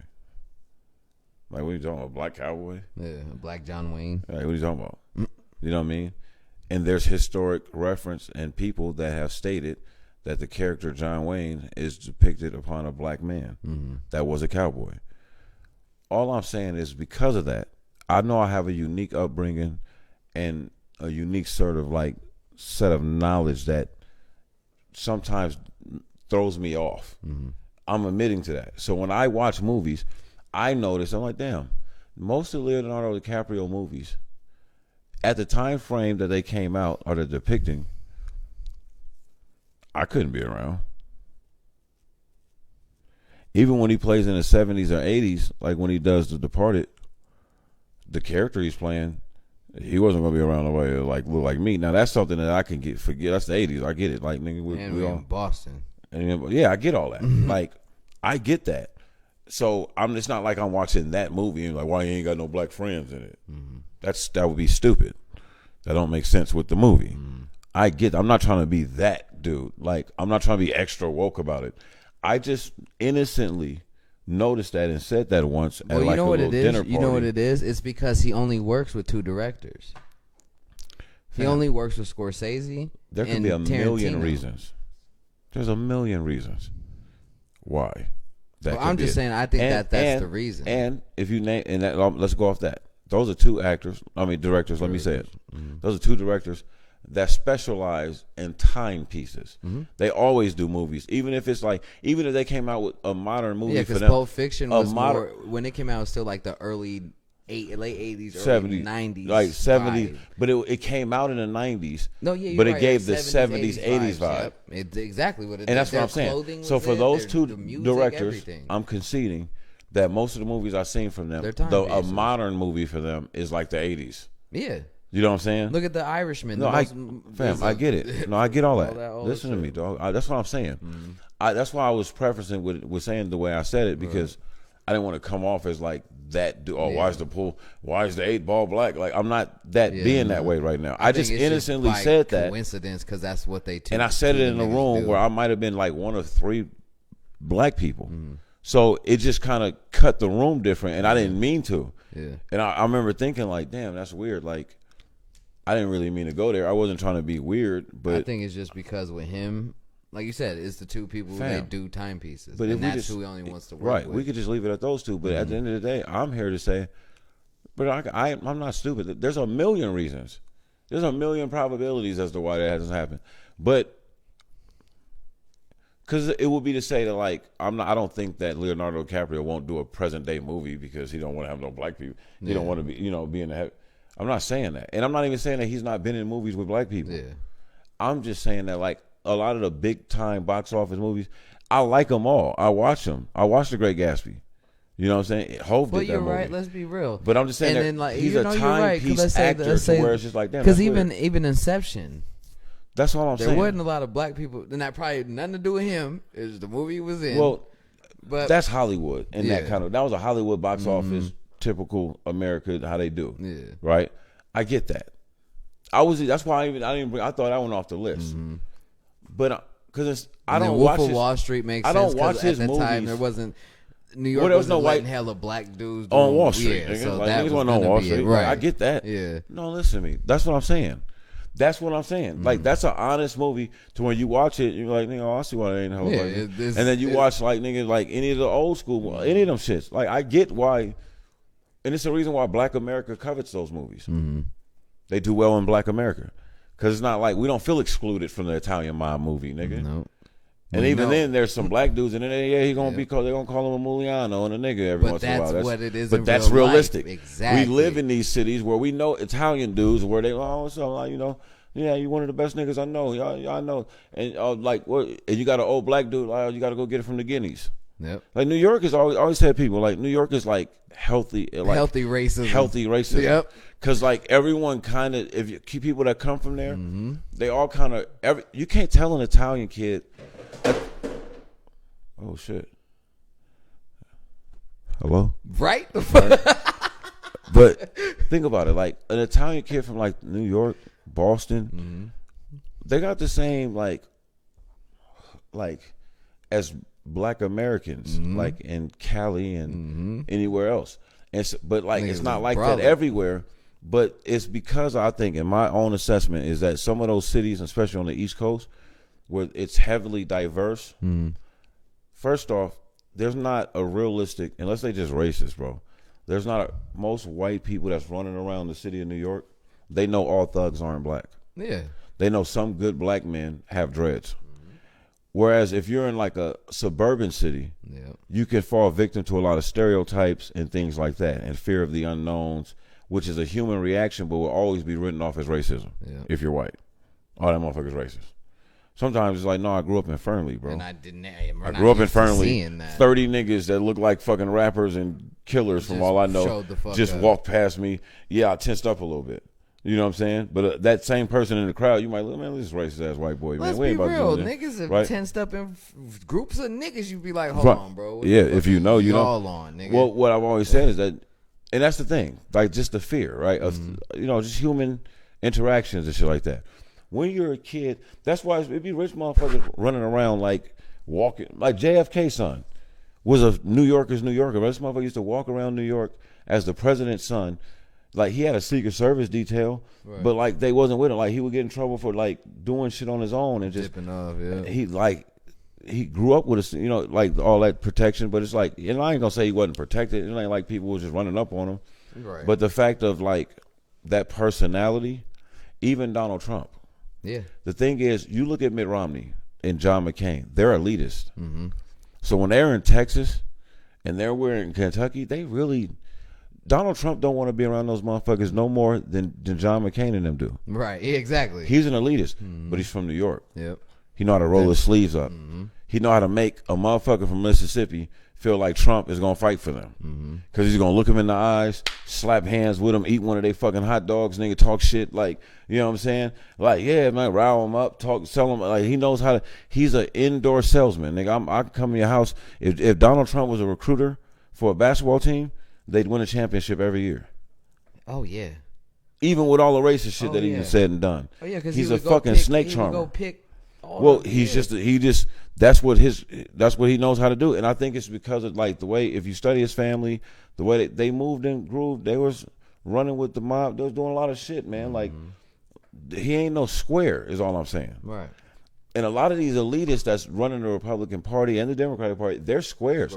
They've been rich for a long time. They're millionaires 100 times over. They don't interact with everyday Americans. They don't know what fucking milk costs in the store. They don't. And I ain't saying Trump does. But Trump knows. At one point, but Trump's part of his brand is that. That's why it was said that when the 9/11 shit happened and the towers fell, he demanded that he got to go down there and walk around. And as a billionaire that had so much $1 million property and shit, they you know, money talk. And they gave him a security team, took away from people that needed real security because they was trying to save lives, and put a detail around them and let them go out there for basically what we now know is a photo op. He did that shit. He knew that he already got confirmation that none of his buildings was really terribly damaged. But at the same time, it was like, okay, let me go down there. It's a good photo op, and I'm gonna get to talk my shit. And this is when he was integrating into the political world as a political figure. This is all hustle. If you know hustle when you see it, you ain't vote. You know this motherfucker was hustling. Right. There's two types of people that voted for Trump. Motherfuckers that was like, man, this motherfucker's a hustler. And I'm with it. Fuck all these elitist ass people running our country. Because I've always said nepotism and generational wealth don't mix with public service. That's why the best public servants come from humble beginnings. Obama. AOC. Clinton. Martin Luther King. Like, it's just, and there's a lot of people that like, you know, and you know, there's sketchiness around a lot of motherfuckers, right? But I'm just saying, like, typically, it's more believable. I think that's that a person that when you read their bio, you know, I was born into this kind of part, you know, up game this, they did this, went through this. Oh, I see why you want to change shit. I think that's what. Right? I think when that's, you're rich and you didn't really study political science, you didn't grow up showing any fucking desire to serve. You didn't know community service, none of that. But it's like, oh, I want to be the senator here. I want to speak for all. I want to speak for all these people. I want to speak for all these poor people. I want to speak for all these poor people that I pay politicians to do government redlining, to redistrict, so that my kids don't have to fucking go to school with them. I think that's what scares them so much. I want to be their leader.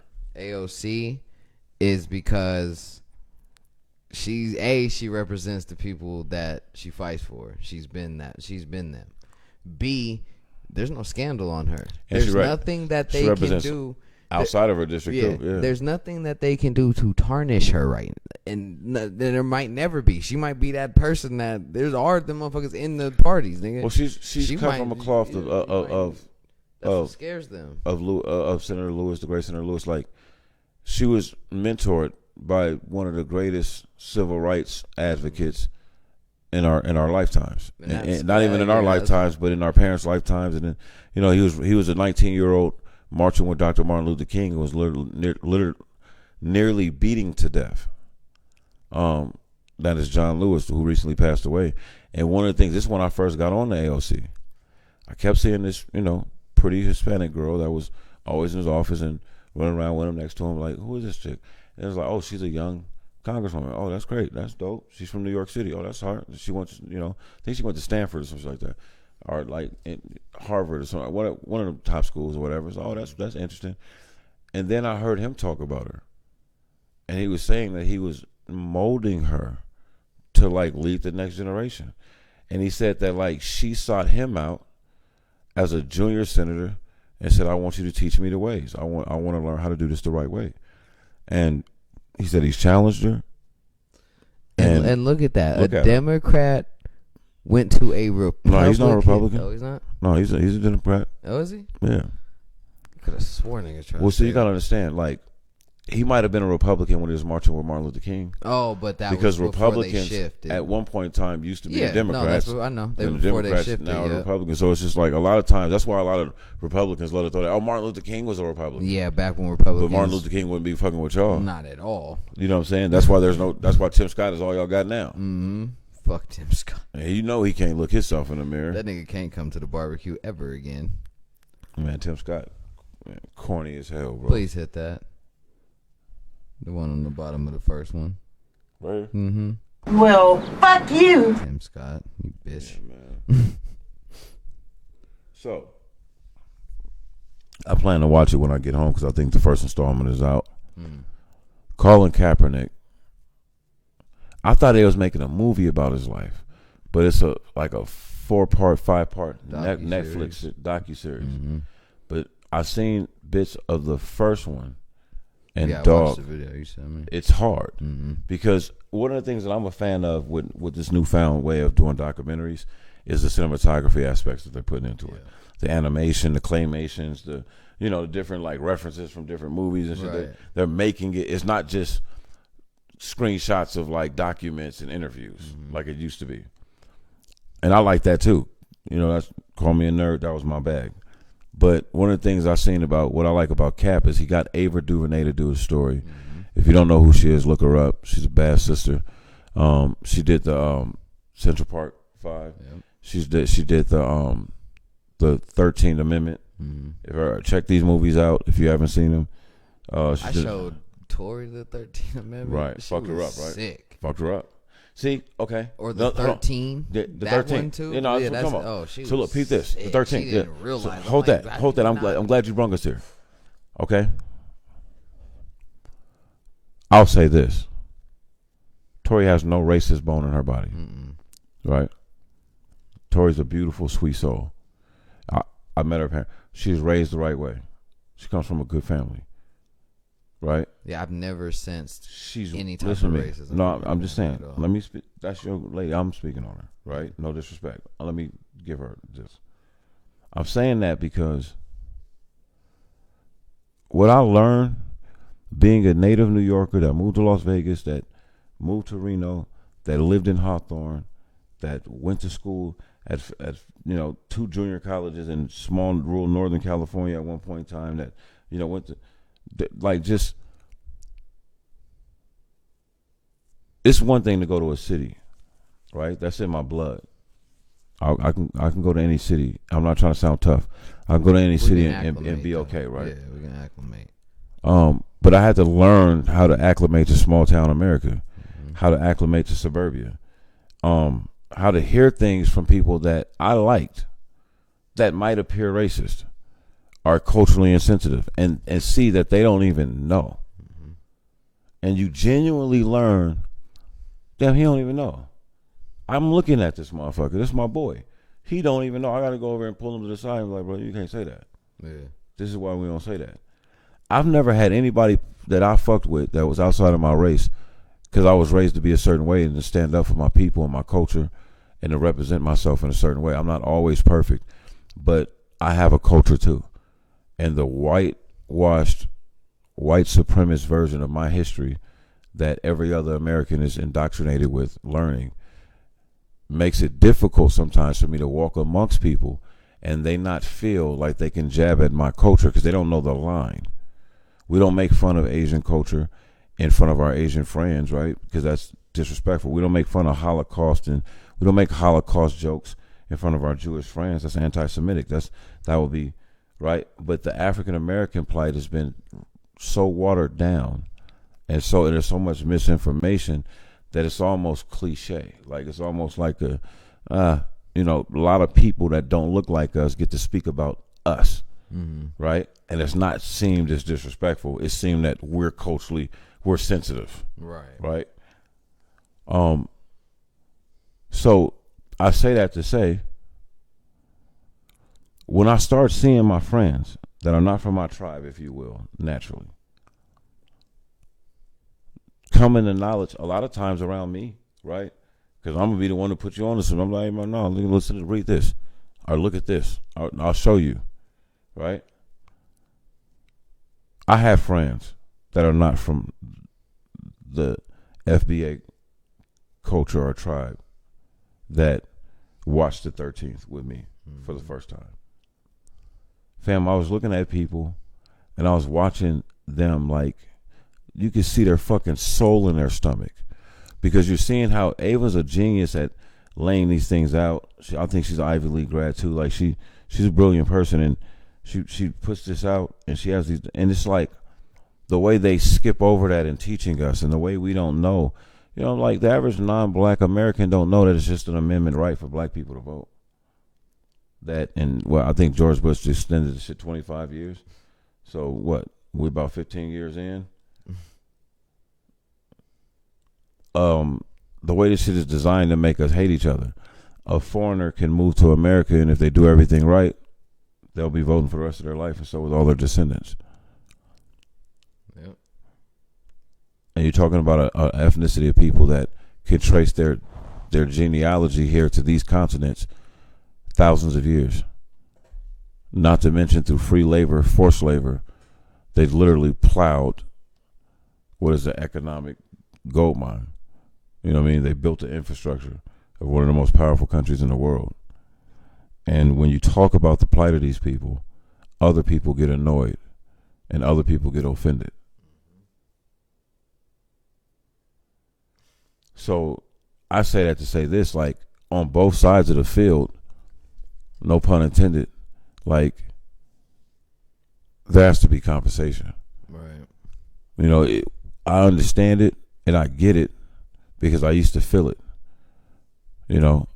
but I know that when you live in black America, in urban black America, I understand how they like could massage your mind to feel like, man, I'm not fucking with them. Bruh, Tori didn't even know redlining existed. Well, dog, see, this is the thing. I got kicked out of class one day. because why projects are called a project. I had a teacher who was a proud Republican. She knew that I kind of like would go back and forth with her on certain things. It's my government teacher. She kicked me out of class one day because I knew that black men wasn't originally allowed. Well, when they made the suburbs, when they started building, while men was at war and they was building all these new homes for them to come back to and buy up. We didn't get none of that. It was illegal for black men that fought in the war, died in the war, lost limbs in the war, got PTS in the war, did all the heroic things that your ancestors did, right? It was illegal for them to obtain a GI Bill and buy a new home. You know? And those things just need to be discussed, like sometimes, because if they're not discussed, then you don't understand where the context of one's anger or anxiety comes from, or distrust come from. You know what I mean? To me, being able to peek into other worlds that I don't think that if my mother like didn't make certain moves, I would have never had experienced. I'm able to see like, well, no, I've been to their home, I've stayed with them, I've lived around these motherfuckers. Like, they mom and dad see some racist shit on TV, they be just as mad as my mom, like when we watching it. I know these are not racist people, whether they're Latin, white, Asian, whomever, right? But I understand why a kid in East New York thinks that if you're not black American, you're racist towards all black Americans.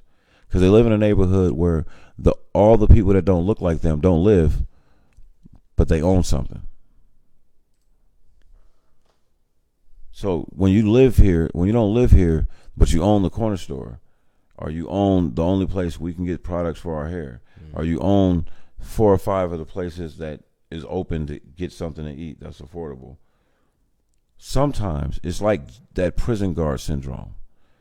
You go to the prison yard, you're a good guy, you just like follow the rules, you know, everybody, I'm trying to keep everybody safe and treat everybody with dignity and respect, even though I understand you made some mistakes, you know. You go with that mentality, but you join in a gang when you get there, and a way of life. And after a while, you can, if you're not careful, you can start probably belittling some of the people that you're over, because you start looking at them, treating them like numbers and cattle. You know what I'm saying? And at the end of the day, it don't matter, I'm leaving here, right? That's a hard space to keep your humane self in. We don't talk about that though, right? And then we act like we're surprised when we find out all these gangster-ass prison guards doing all this wild shit in prisons. Like the shit they did to Khalif Browder was nigga unheard of. You know what I'm saying? That's some of the most inhumane shit. But he's just one of a million kids that go through that. And so all I'm saying is that like when you start peeping into these other cultures, right? Now you come from mixed backgrounds. So like what I'm saying is nigga something that you mastered probably at fucking 4. At 6, you probably already was looking at the dualities of things and being like, well, no. Like, when you have mixed background of any race, it's hard to look at either side of your race and say that there's no good people, right? In either race. The crazy thing about me, because you have access to that. Me at 6, I told my mom, man, I was like, I wish I was white. She's like, why? I was like, because this is way easier. I'm talking about a 6-year-old biracial kid already because when is you're putting it together, like it's way easier on at that this time. side. I tell Like you've already had friends that because you've already started experiencing your black experience. You already had friends that you know their parents don't really want you around. You know what I'm saying? Like for no reason. You know they just don't. We don't do that, right? Like, but we don't. They kind of looking at your mom wild, like you got a little half black kid. Like, you know what I'm saying? I don't know, right? And that's what with me. I remember 6, 7, 8. You start same blocks that I would walk and through, the teachers and same shit neighborhoods I would cut and do shortcuts through, right? Now all of a sudden, a police unit stopping and like, hey, we got complaints. And sometimes I would get cool cops. They'll be like, hey man, somebody's calling the police saying that you're causing trouble coming through here. Like, where are you going? I was happy I had that realization at such a young age. Where are you going? When I got to Nevada, I was already... Well, no, I'm just saying. You're like, all right. But I remember he asked me, he said, where are you going? And me being, I was always that kid. Like, so I'm like, I'm not doing anything. And he said, stop saying that. No. I know you're not doing anything. Oh, okay. But I didn't understand that he knew. Cool cop. Okay. Yeah, I didn't understand that he knew. And this cop, in hindsight, knew that, like, okay, you got this kid. And I said, man, I was like, man, I walk through here every day. I'm coming home from school. You know, I got my ball in my backpack. You know what I'm saying? This is where I live. I go through here. And when I was saying this is where I live, he's like, okay, where? And when I showed him, like, no, I go through here and I got to cut through that yard. He told me, he said, man, hey, look, I know it might take you a little longer, but walk outside the block. He said, do me a favor, walk outside the block. I was crushed because I felt like some racist shit happened. And then I got older and I had a godson shortly close to the age of Trayvon Martin when Trayvon Martin happened. Mm-hmm. And I remember looking at him and telling him, I was like, hey, man, don't take no shortcuts, man. Shortcuts. When you walk to the store, man, make sure you walk on the open streets and just, you know, go. And he just kind of looked at me and was like, all right. But every time we said that exact moment, that exact moment in my head was like, damn, that cop wasn't being an asshole to me. That cop was trying to save my life. Mm-hmm. Because he was telling me, he's like, we keep getting these nasty calls. Because it had happened like 3 or 4 times is what I'm not saying. Like, I'm walking home regular, and just all of a sudden, like, I think I'm in junior high school age. It's like all of a sudden, like, same block, just walking home, dribbling my ball, just doing what I do. And I noticed maybe a couple times the cops, now they own me. They kind of look. And I'm at that age now where you start noticing cops. Like, oh, shit, what they doing? Right? I ain't doing nothing. Right. They spin off. And then, like, 2 times they approached me. I was like, where you going? I was like, I'm just going home. And then it was kind of sizing me up, like, this nigga, he ain't doing nothing. It's just a kid walking home from school. And then they was noticing the time in which I'm walking to school every day. And after they had seen me a couple of times, he just pulled me and was like, hey, man, let me holler at you real quick. It was a young cop, and he was by himself this time. And he told me, he was just like, do me a favor. Because he knew that now he knows the route. He like, man, you coming from this school, instead of cutting through there, just walk out here this way. You know what I'm saying? Because that way you don't have to. And I ain't get it at the time. And I remember I was really hurt about that shit. Like, man, it's some bullshit. I hate it here, right? Like, you know what I mean? And come to find out, when that Trayvon Martin shit happened, dog, and I seen it, I was like, damn, we just walked to the store, and it was the unfamiliarity. You know what I'm saying? It's like, man, that shit's wild, bro. That shit's wild. But in the snippet, one of the things I did like is I like that they got the kid to reenact and play. I'm okay Cap. too. Right. That shit had me. I was like, we're like, ooh, bitch. But that's the thing, though. Punch the shit out that white person. Cap got adopted by some elderly, white folks. wealthy white people in Turlock, California. From farmland to farmland. But they moved him from Wisconsin, where he's from. And so what I want people to understand is my mom being a social worker doesn't make me an expertise in social work. But I've soaked up a lot of game, and I worked in social services in terms of like working in group homes, things like that, right? One of the things people got to understand, beautiful thing, that they adopted this kid and afforded him this life. But it's a double-edged sword at times. It's a double-edged sword at times, whereas if he was born in Milwaukee, a lot of times his family roots, like a certain grandmother, a certain uncle, a certain set of cousins, are in Milwaukee. So when you move him across the country, that's a risky move, because now you're literally cutting him off from all of his natural, like, a kinship, and saying, hey, we got you now. And I'm not saying that they were in an evil way. No. Because, hey, man, there's some beautiful stories out there where people have adopted kids and changed their life. I mean, they because they can. They can. They definitely changed his. Because they can. Look where he's at now. But what I also like, I know Cap personally. Uh-huh. I've had conversations with Cap about the very same things that he stood on and took a knee for. So I know his body pause when he's talking about how he feel about these things. Man, I used to get offended when people would question his blackness and be like, oh, well, he, you know what I'm saying? Because I know this dude. I'm like, man, nah, he rep more than a lot of you niggas, right? But what I'm glad to see is that this is another way of him defending, in my opinion, these are my words, I haven't spoken to him, protecting his family. Mm-hmm. Let me show you the white people that helped raise me. It's like when you read Obama's book, mm-hmm. and you see how his mother pushed him to study African American culture, to be around African American culture. How his mother instilled in him, yes, technically I'm a single mom. Technically, your dad's not here, but your father was here on an education school visa that expired, and he went home, and him applying to come back to the States, he was killed in a car accident. Everyone that has any historic reference knows that, but to this day, like I just was arguing with a person today. He's like, "Oh well, Barack Obama was raised by white people and he turned on them." I'm like, "What are you talking about? That sounds stupid." Why? Because he married a black woman? Who made sure he was in touch with his black roots. And because even in his book, he tells you times where like his grandfather that used to say nigger and shit like that all the time stopped saying it after a certain age when he realized my grandson looks a lot like the baseball player that I just called this lousy nigger because he cost me my ticket because he struck out. And he said he just looked at him one time like he had said some slick shit and just looked at Barack like and just went and grabbed him and hugged him. And from that moment on, he said the awkwardness of like him always feeling like, okay, I'm that's my grandpa. I know he loves me, but he's white and I'm black. Like it was never that feeling again because his grandpa checked himself. Yeah, and full fledged. Like his grandpa from a different world, man. Instantly. Like he full fledged, like and was like, and then he said from that moment on, his grandparents was like, you couldn't like even seem like you were saying some shit. That was nigga. They was riled up. Like, man, hold on, what'd you say? That's my grandson, right? That's my baby. Like, you know what I mean? And the thing is, that's usually what happens, fam. You get two sides of the family, they hate each other, like, oh, they having a baby. When the baby comes, both of the mothers be over there, nigga, loving on each other. You see him like, oh, he looks like me.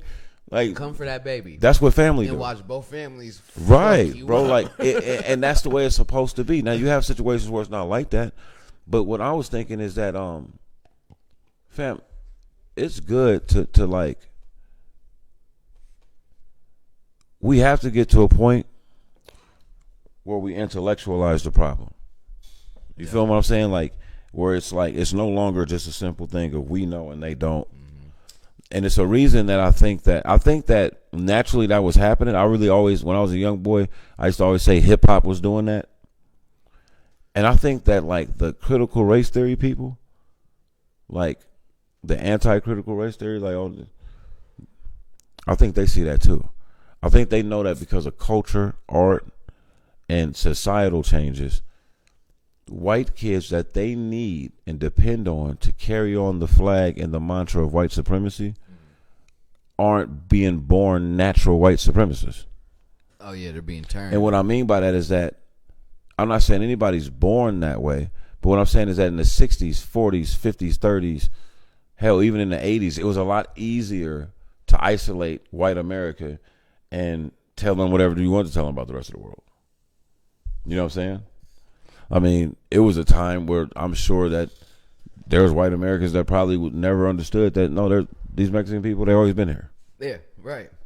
Because we know right now that a lot of people, including some black people, well, I don't really know too many black people that don't know this, but a lot of non-black American people don't realize, even black people from other countries don't know the true story of African American people, don't know that our roots have been in this country and in these continents for thousands of years. You gotta give me that website for that. You know what I'm saying, bro? We gotta. Yeah, no, we definitely getting that. Yeah, that's a fact, bro. Definitely gonna be back here. For sure. But it's just, you know, like I said, man, like you just sparked me on that because Tori is very intelligent, and she's very informative. Now, this is what I'll say, and I'll end it with here unless you want to say something about it. We'll move on. I used to like sometimes ask my mom about like older relatives, and then I was like, "Why you never tell me?" And she would always, one day she would say, "You know, well, we got to have conversations, son, and you got to ask me what you want to know." She said, because nobody, and I had to think about it, like nobody's going to just sit and think, "Hey, son, this is your entire family history. You ready? Go." Like, you know what I'm saying? Take your notes.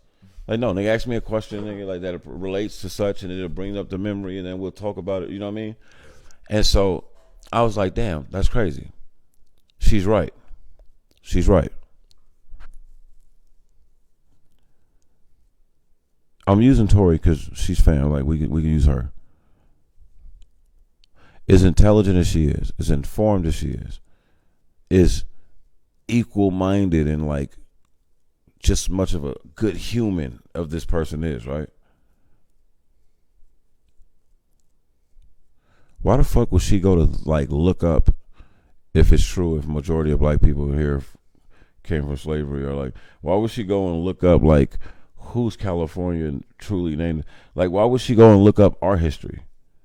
And it don't make her racist. It doesn't make her insensitive to it, right? The only way she could be that is if we bring it up our history. If then she gets insensitive or nasty about it or denies it or things like. But she never would do that. Like she's gonna be like, "Damn, that's crazy." She can't stand. And you can see, she's one of them and you'll see that real. Be like, oh my god.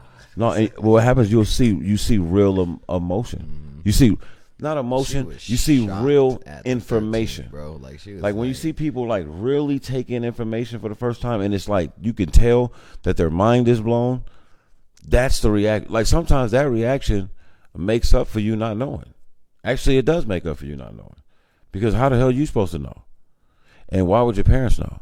See, the thing is about systemic racism is it's not like every white citizen signs up and goes to a monthly meeting. They're gonna be like, yeah, okay, what we doing to these niggas now? Right, yeah. So that's why you get a lot of white people that will get tired of hearing about this shit and be like, man, it's fucking 2021, bro. I don't know what y'all talking about. That's what makes this shit so tricky. Mm-hmm. That's what they've bet on. So when you start seeing that California is gearing towards like giving its black residents reparations for slavery, that's gonna catch with the rest of the nation. But my question is what is others gonna do about it? Mm-hmm. How are they gonna feel about that? Are they gonna be supportive? Or are they going to be like, man, why do they get this? You know what I'm saying? So it's just one of those things. It just sparked that when you brought that up because I know her and I'm just like, damn, like I know that was a genuine, real thing. So it's just like, okay, like, but I just want to put like that out in the universe. It's crazy because she's watching me just watching something I know. I'm watching a documentary on something that I've been dealing with my whole life. I know what's going on. And it's just so normal for me when I'm watching her. Like she's like, "Oh my god!" Like yeah, like this is like this shit is real. Two things: Bloody Sunday on the Jefferson Pettus or Titus Bridge, because the world media was there, or the national media, and then oh shit. I lost the other one. It was something similar to that, where the Rodney King beating. Yeah, that teach you a lot. What happened with those two incidences, years apart, is it re-shocked suburbia, re-shocked white America. Like, yo, that's fucked up. Shit. Because I said this when I lived with my godfather and former pastor Senator Washington. Man, it's like, yo, when I lived with him at his house, cops was cool as shit.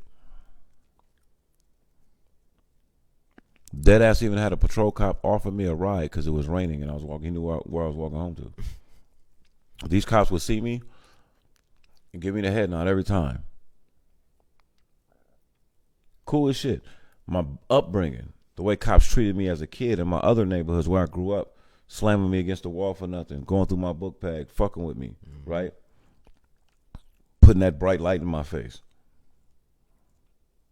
Trying to put me on gang list. I had a guard up. I wouldn't really fuck with them. But I noticed that, like, damn, these are cool ass cops. Like, that's weird. In the same city that when I'm anywhere else, I'm getting pulled over all the fucking time and harassed by cops. So what I learned is that, like, damn, in certain areas, police patrol. Yep. The patrol cops. And then you have a police unit that police a certain area. And those are the people that are riding behind you, checking your motherfucking tags just to see if you got anything that they can pull you over for. Those are the people that if you got one fucking turning signal light out, they pulling you over. Searching. Right? Wanting to smell all in your car, and then you're like trying to insinuate crimes being done. Right? They're on high alert every time. They got their hand on their gun and shit. This is a regular traffic stop. and you barely like went through the red light, and they know that, right? You got a fucking kid in the car, they got their hand on the gun, like, oh, like license registration, they're real firm with you.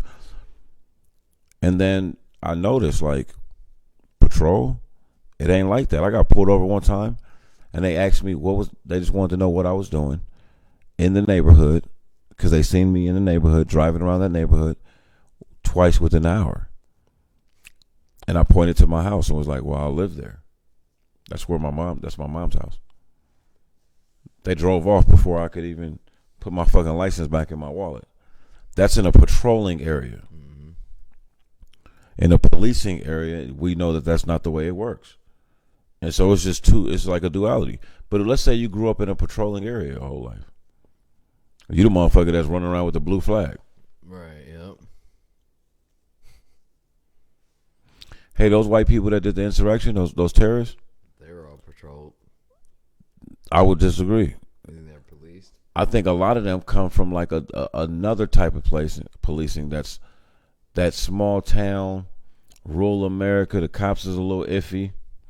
You know what I'm saying? Yeah, they ain't shit to the niggas, but they ain't really shit to the white people either. Everybody know everybody. Their disdain for police is kind of similar to the kids in the hood. Yeah. That's why they was willing to. That's why they was willing to catch a body at the Capitol. Yeah. They killed a police officer. They were saying they crushed that motherfucker. One of them barely survived. He was like, "Man, I got kids." He started screaming out he had a wife and kids, and they felt bad and just realized what they was doing and like kind of let go enough. They stopped pushing just enough for him to fall through the cracks and get through the door. But they was crushing that nigga's chest with a bulletproof vest on. He knew, he was like, man, I was dying. And the motherfucker was in the hospital. Then he had crushed lungs, all type of shit. And he was fucked up off the shit. He was in the hospital for months. With them just, with 1,000 people just pushing you through the door. Killed himself, nigga. Like, so, you know what I mean? These are some thugs. These are different breed, in my opinion. There's some suburban motherfuckers that got caught up in there too. Mm-hmm. It's going down, matter of fact.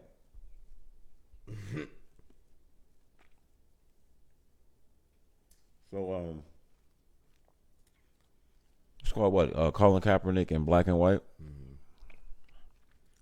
Hey, we'll be checking for that, man. Shout out to Cap, man. Keep representing us well. Keep holding it down.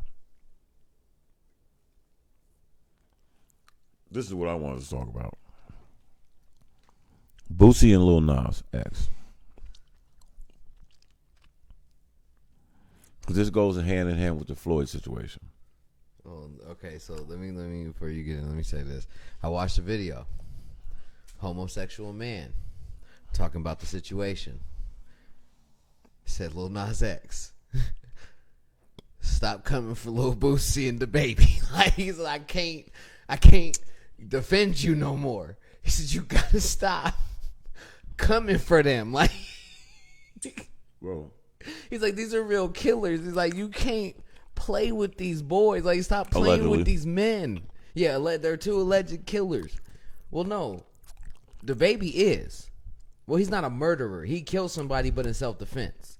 Right. So, but technically, yeah, there's two killers. Boosie beat a couple murder charges. Yeah, there's two killers. One alleged and one who did self-defense. Mm-hmm. He basically said, you got to stop playing with them. These are two dudes that will remove you from life. Yeah, the gay dude was like, yo. So look, man. Stop. This is my thing. This is what I was talking about when I was like, man, is there such thing as like homosexual or LBGTQ bullying? So here it is. You have a guy that announces to us his sexuality for whatever reasons. For whatever reason he wants to, right? He gets to pick at certain people that he knows that whether it's a disdain or just a cultural ignorance, right? No, it's no different. See, this is what I equate it to because I'm a black American. Mm-hmm. Nobody in America, black people included, would feel bad if a little skinny ass scrawny, if Soulja Boy was trolling the Aryan Brother Nation or the skinheads, or the, any one of these millions of fucking neo-Nazi groups that live in America with impunity, never caught a RICO case. Those people, right? And he was trolling them, and he was going after them all the time. He was talking shit. He's like, "Oh yeah, man, we about to do an album," like, trying to pull up on them on red carpets and shit like that to get pictures and shit. And one of them, and he ended up missing by one of them motherfuckers. Nobody in this country give a fuck. Not only would they not give a fuck, I'm sure that they would try to, do the investigation because it would be public pressure and all that stuff. But what I'm saying is everybody in this country would somewhat be like, what the fuck was he doing? Right. Like, why would a black person, or Jewish person, a gay person, an Asian person, a Hispanic person go to a fucking neo-Nazi skinhead bar? Yep, on purpose. It's like that white kid a few months ago, or maybe it was almost a year now. He was getting famous on YouTube for going in like real hood areas in where he's from and running up on people, acting like he was going to do something to them, yeah. And then like take pictures, video. And then a lot of times he would barely get out of it because, despite on how they try to treat depict my people, we're very patient, loving people, right? Killers give square nerds passes every day. You know what I'm saying? Just on some square one, he don't even realize what he's doing. Like, you know what I mean? So black people are like that, and I know I would watch that videos and cringe. Like, he's in a real rough city, and you're from the suburb. When you go down there and they don't see a cameraman that's 15 yards away or hiding behind a thing, and you running up like you talking shit, and this nigga ended up getting stabbed. Yeah. I think he passed.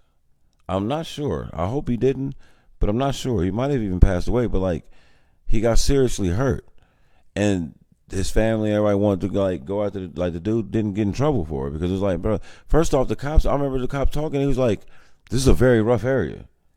He was like, this is not a place where you run up on people. Like, he was frustrated by this shit. Like, what? Like, don't be making a mockery of where people have to survive. Like, the motherfuckers don't want to live over there already. Like, they surviving over there. That's why he has a knife, fam. That's why he was so skilled and able to pull out that knife and gut your ass because you threatening him with a gun. Because you want to get his reaction for some fucking YouTube likes. That's where I go back to what Russ said about how he want all these young black rappers to understand that, like, who moves the algorithms. And he said if you could show them pictures of who's behind those algorithms, hip-hop will clean up overnight. Because you'll realize, some of these same people that's egging me on to do this shit and supporting it, and I'm going back and forth with, are some of the same people that's anonymously calling the police on me. These are the same people that will come to court at any given moment and testify against me. This is not my people's. Like, the people that got love for you and support you are watching, listening, and consuming the music and hoping you stay out of trouble. Lil Nas X just need to leave Boosie the fuck alone. Well, I just think that, like, why does he get a pass for like the whole bullying aspect of it? You know what I'm saying? We know why he gets a pass. Let's be real. Well, yeah, and we don't have to say you're right. There's a reason, probably like suspected of that. But I think that he'll learn that that's merely a vessel in the same oppressive system that seeks to oppress us all. So rather than I would have respected more right now, bro. He is. That's what I'm saying. He's Samboing right now. What if he just reached out? See, this is why I would respect it if he heard the comments like, okay, Boosie's uncomfortable with me. But, I'm a kid that grew up listening. Because he said it. He's like, I listen to all their music. Like, I grew up listening to If he shit. hit him up and was like, hey, my bad. I was No, just being a before fucking that. troll. I'm talking about before this point. If you really are trying to make reference and you're really trying to, like, change stuff for a downtrodden community, you don't play with them. You don't troll them. Nope. You know what I'm saying? Martin Luther King didn't go to fucking JFK and President Johnson and troll them. They didn't like his presence. They thought he was an arrogant Negro. They thought he was asking for too much. They thought he was full of himself. Who the hell you think you are? But they knew he had political power in regards of support of votes and people. Yep. So he was like an unofficial black politician at that time, right? But you don't get to go there and scuffle. That's why you can't. It's never the argument of not having a conversation. If you can have a conversation, I see why you don't talk. But if you can talk to a person or to a different side or oppose an argument, you should have the conversation. Because I always tell people that, like, I love Malcolm. But Malcolm evolved into being willing to have the conversation. Yeah, he didn't start. And he wasn't wrong for that, but he evolved to that. But Martin Luther King was right when he was just like, well, shit, ain't nothing going to change if we don't talk to these motherfuckers. Right. If I don't go to the White House and demand that JFK recognize all the millions of black people that put him in office, what are we going to do? You know, it's fucked up that we're still in the same situation now, but that's for another story. Do you think we'll ever? I don't know, fam. Like, let's talk about that real quick. Do you think we'll ever be on the level playing field, bro? Because you sparked that question to me right now. You know why I don't? Really think I'm gonna tell you why I don't. Because I feel the same way you do. I don't feel like we ever will be. But I'm gonna tell you why though. In my opinion, this is why, in my humble opinion, I feel like we'll never be on an equal playing field here in America, because the game has already changed. Mm-hmm. They've prolonged white supremacy and systemic racism against black Americans just long enough to where there's an ignorance brewing in society, and there's a few generations of people that have been fed that black people like to play the race card. They blame everything on race because they're lazy and unmotivated. Oh, their communities are fucked up, not realizing that black people have never been able to have a community in America. Nope. They just gave Manhattan Beach back to a group of black families because it was stolen, but that ain't in the history books. So no white kid in California ever really knew that story. That's why they were shocked when they seen it on TV. Like, what? Yeah, Manhattan Beach, right? A place that just before they gave that to them, if any young black person was riding around there, they probably was getting their ass pulled over and asked what they were doing over there. Yep. You know, you can go through all these cities. It's like the lake outside of Atlanta that everyone goes to, Lake Merritt. Mm-hmm. It's literally a black town that was flooded out of jealousy. See, because you got to imagine, you take the poor whites, the uneducated whites, and you give them a few $1 million worth of slaves. They're millionaires. They're Southern aristocrats. Yep. You take that, right? They got reparations, but there's no more money coming in. So after a few generations after slavery, you had an influx of poor whites. Who you think they're going to be envious of? The very people that they could literally have sex with whenever they want to, beat whenever they want to, right? Make them do everything they didn't want to do for a lifetime, and then force them to breed to leave them with more babies so they can do it to them again. This is what it was. So with that being said, how long would it take us to feel like we got to go work hard, or we should work just as hard as them? Right. In some people in this society's point of view, we should have to work harder. That's why they treat $1 million athletes like runaway slaves when they decide they don't want to take the vaccine, or when they decide I don't want to do this, or I don't want to do that, or no, that's not enough money, I'm not playing for that. Like, look at how average non-black Americans go hard on them. Like, oh, you should be lucky you're making $1 million to play a game. Like, why would I be lucky about that? I'm obviously good enough to make people pay me millions of dollars to play a game. Yep. Like, you see it. I could say that's racism.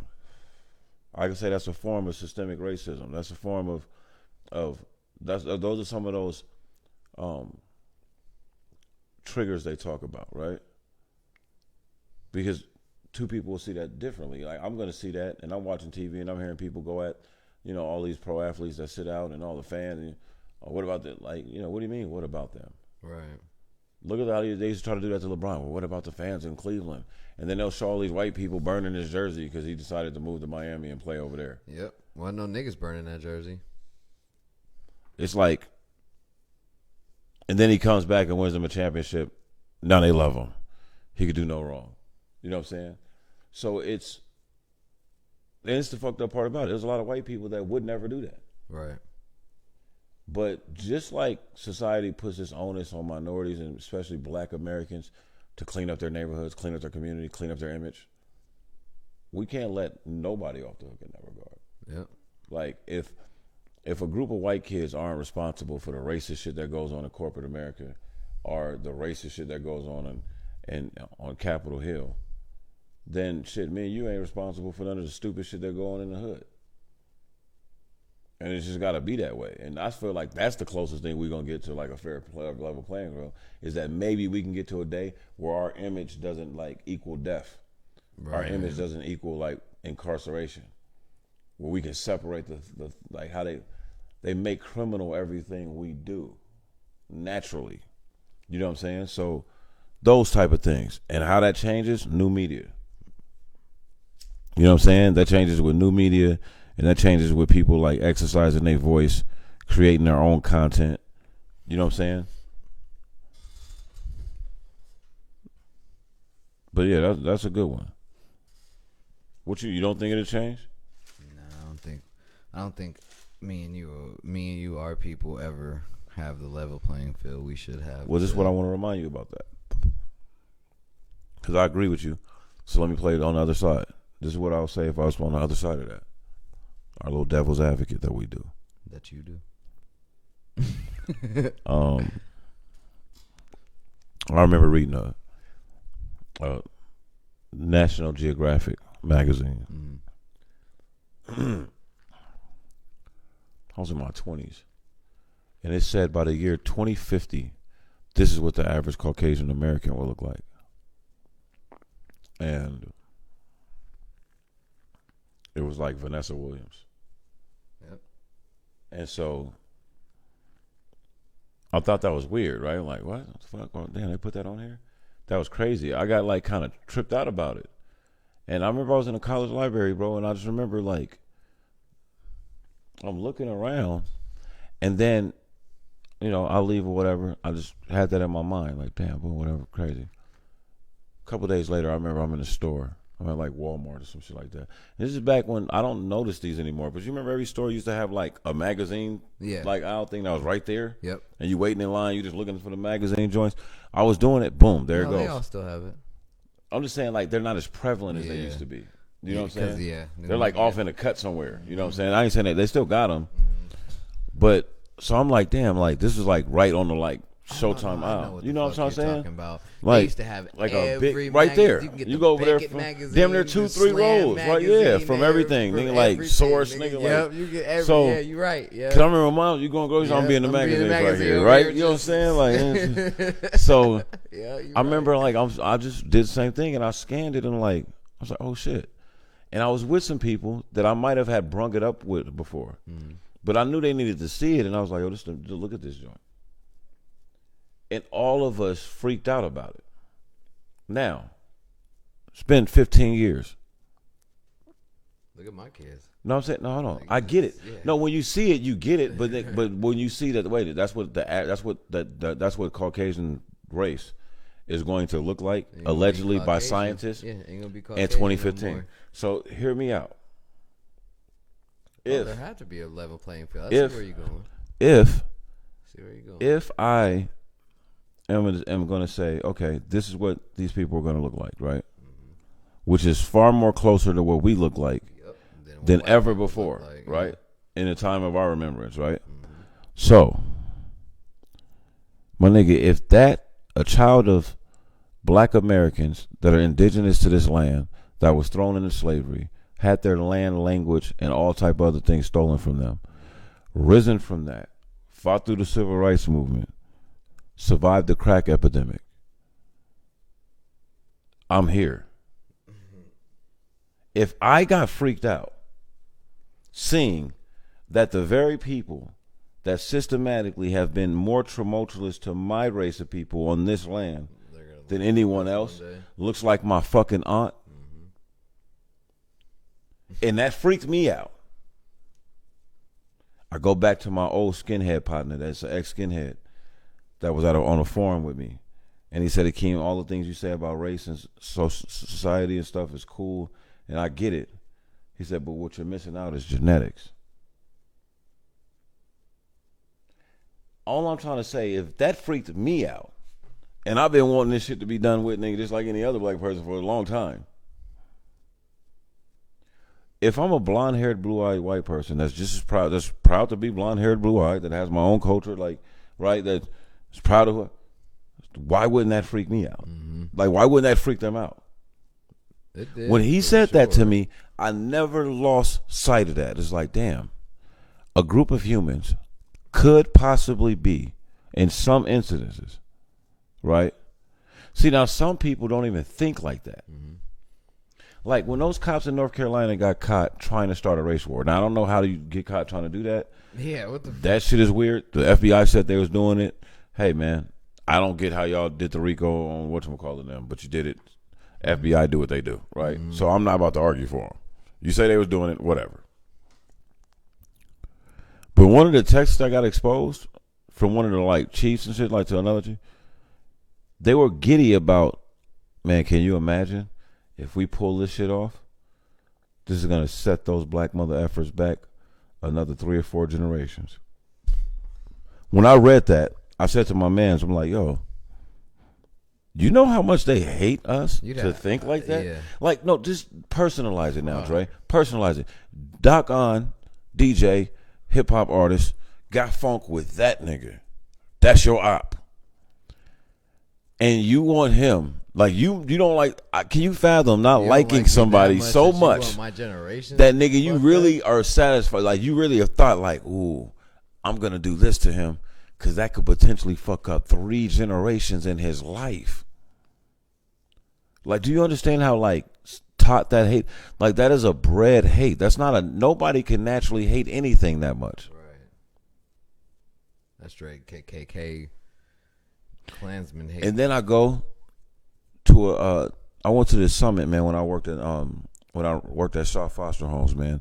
And there was all these doctors there. I thought I was unqualified. I didn't want to go. But my boss was like, you're smart. You should go.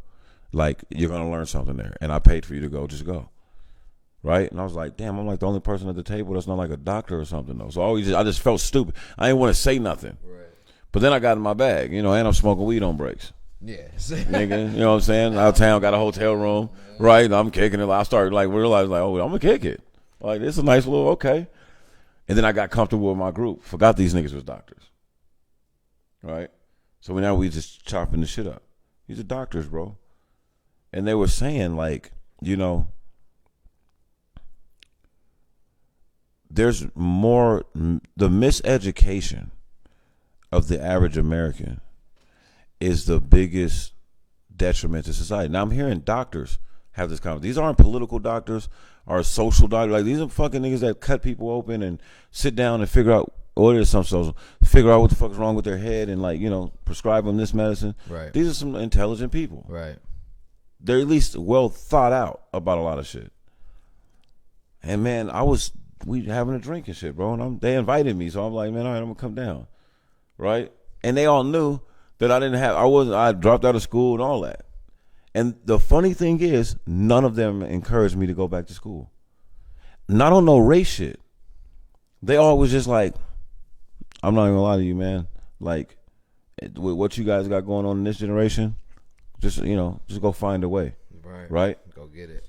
This school shit is crazy. And they was talking about how watered down college had been. How they're getting doctors and psychiatrists in fresh out of school that don't know shit. They gotta go, they gotta teach them this. They gotta teach them, like, what do you paid how much to graduate from school? And they didn't teach you nothing? Right? Okay. Well, what they were getting at, race came up. And I didn't bring it up. Right? So I'm like, okay. And I'm the only black kid. I'm like the only young black dude. Well, no, there was like 2 other black dudes there. I'm lying. There was 2 other black dudes there. But it's about 13 of us. And the guy said, it was a Jewish guy. He said, the thing is, he said, this miseducation is even more so crazy because he said, you hear all these, he said, I hear all these mother effers on TV and, they're fueling the fans of racism. And they're acting like patriots and they're doing all this stuff. And he said, but if they need a heart transplant, they don't mind this Jew putting his hands on them and fixing them up. Right. They need a new hip, an they're in pain. They're not saying, oh, only give me a white Aryan doctor. You know what I'm saying? That doesn't vote Democratic and doesn't like, you know what I mean? Like, they ain't saying all that. You know how many racist people of any race that don't like I fucking hate Asians, but they got a lung transplant from an Asian. Yep. That motherfucker, you can't hate motherfuckers that's gonna, you can't. And then to mention this, dog, like, I had a girl tell me this once, and then I seen it on a meme. And I thought it was kind of like, I'm not gonna say I thought it was racist, but it just threw me off when she said it. She's like, no, Keem, that's why you gotta have mixed babies and end racism. And I was like, okay, like, that had to sit with me for a while, because this is a girl that, like, I'm kicking away. I'm like, hey, what are you talking about? Like, you just trying to, I'm not trying to have a baby with you. Like, what do you mean? Like, it's the timing of it that she said it. And so I kind of was like, if it threw me off a little bit, like, what was she trying to say? But then I seen it on a meme. Then I started thinking to myself, we're all shocked when we see a half white, half black person that's racist towards black people. For real. There's a few out there, but there's a few black people that's racist towards black people, right? So, all my life, dog, and I don't know if I can say this, but I'm going to say it. All my life, if you had black in you, if you were, like, black, if you had, like, my mom's white, my mom's Asian, my mom's Jamaican, I don't give a fuck, whatever the fuck she is. If one of your parents were black, you're black. You were black. And all my life, I've witnessed family members, childhood friends, be treated, like, I can honestly say, like, none of the, like, half black and half white kids that I grew up with was ever treated better than me. Nope. Like, cops wasn't nicer than them. Like, the old lady at the store wasn't nicer than them. I had to tell my mom, you know what I'm saying? Because like, my mom, it was the same. My mom asked me, she's like, why do you claim so much of your black side, not so much of your white side? I was like, it's not that I claim your more. black side. I was like, this is what people see me. You can't as. tuck it. Nobody looks at me and they're like, oh, he's lighter complected, he's black and white. Because no, I'm black. Niggas will look at, dog, this is the thing. Black people the same. Majority of mixed people that are black and white, I could show you a full-blooded black person that looks just like them. Yeah. So because of that, I think the African Americans don't have we have like a naked eye to that shit. Like, it's just, oh, what's up, nigga? Like, you know what I'm saying? Right. I don't care how light you are. Look at Cory Booker. Yeah. We would like, know that. He didn't have I remember the Republican Party like fanning the flames of like trying to like make Obama not seem black enough, not realizing the wide spectrum of blackness. Right. Like, every black American can look at somebody in their family and be like, yeah, that's Barack. Mm-hmm. We all got that one uncle, nigga, that got his shit together. That one aunt that went to college and did good. Nigga, that one grandparent that they had a great job at the sunshine. Like, so those things, those like marks of excellence are in our families and in our structures. They're not as like prevalent as others, right? But we know as black Americans, we've never, just like other marginalized groups, we've never been fully represented in Hollywood or TV. So to some people, it's kind of like tongue in cheek when they see a show and the black people are professional and classy. They're kind of like, nah, they're just doing, okay, I get what they're trying to do, right? But if you're a black American, you have family members that's like that. You know them, yeah. You know that it's just like, oh, no, what do you mean? That's Aunt Cheryl. Yeah. That's how it is when I go to my granny's house. Like, you know, that's how it is when I go to my aunt's. So it's just one of those things, man. Like, and it all starts with those conversations. You know what I'm saying? But it has to be an education that's on an equal playing field, like more so than anything else. Like I've been hearing a lot of scholars poo-poo colleges lately. Like, they said that like academia has gotten to a point where it's cash flow, heavy, and it's more so like who's paying the money. That's what what you want us to tell them. And so you get these beautiful, bright minds that go into college because high school and everybody around you tell you that you ain't shit if you don't go to college, right? So then you go to college, you come out in debt. That puts you right back in this economic wheelhouse. But more so, what position, what degree do you get when as soon as you get out of school, you're doing that? Doctor's like the only one. Doctor, and there's a few others. Right. But, man, when I was doing the loan forgiveness work, man, like for DocuZoom, I thought that I was going to talk to a lot of people like me. Dropped out of school, them loans still hit. Right? You're not making that same type of dough, so you kind of like, right? Are you like, fuck them? Whatever.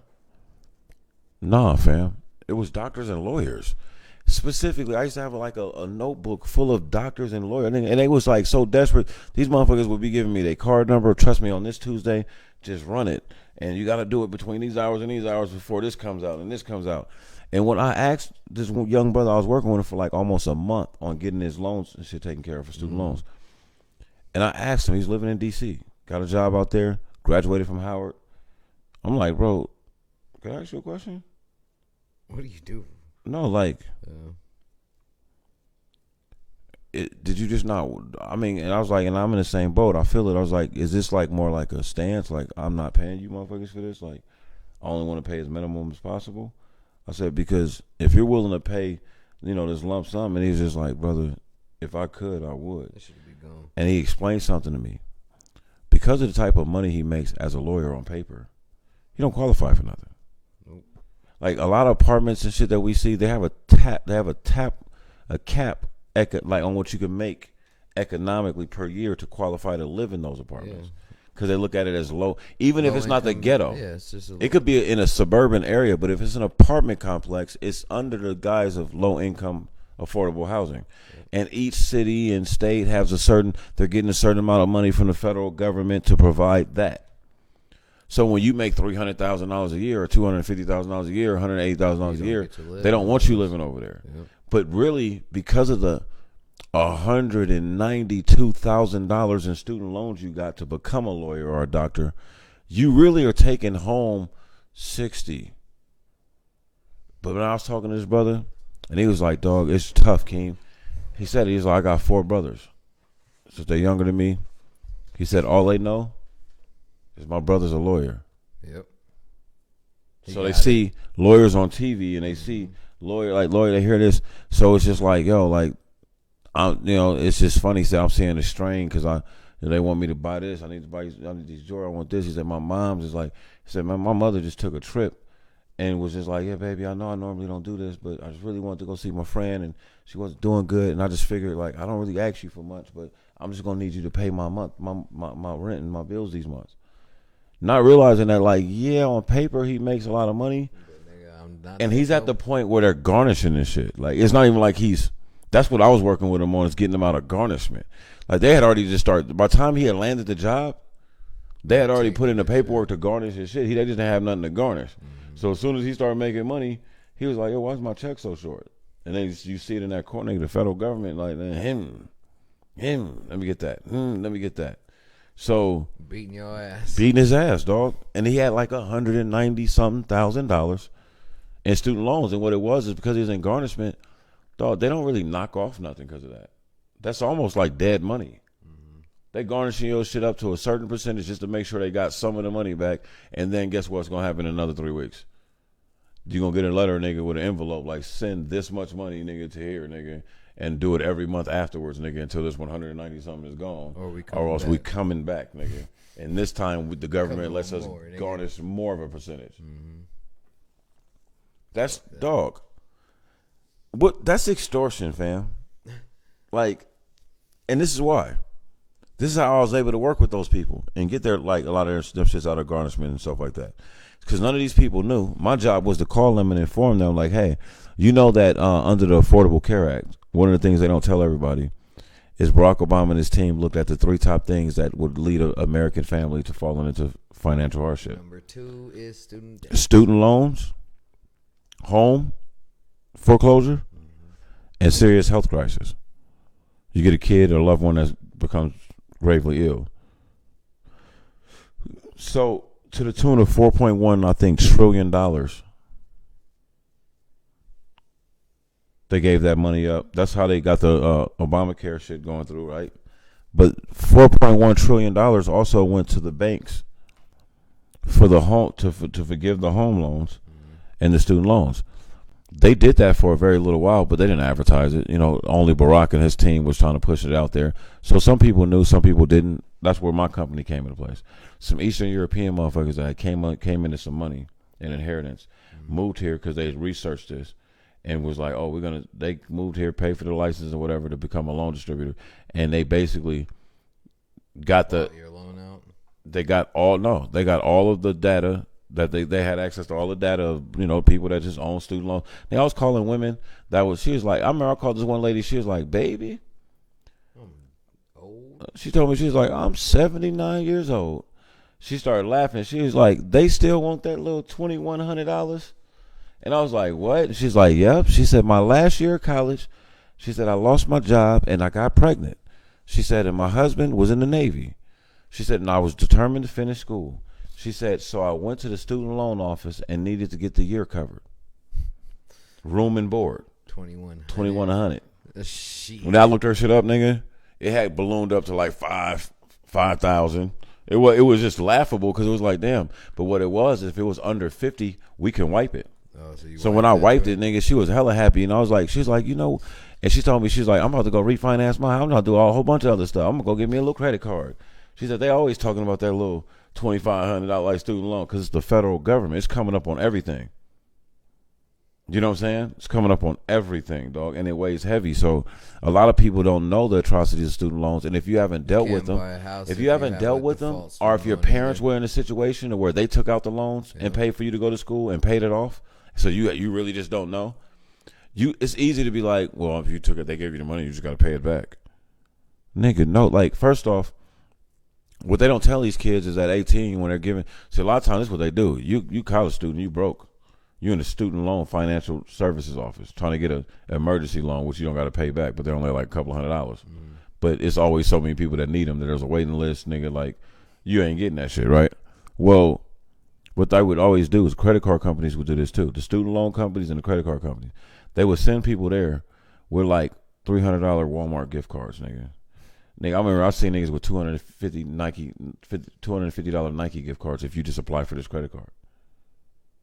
Approval guaranteed. Now you get in the card, $250. I'm gonna go get some forces, nigga. We going out tonight.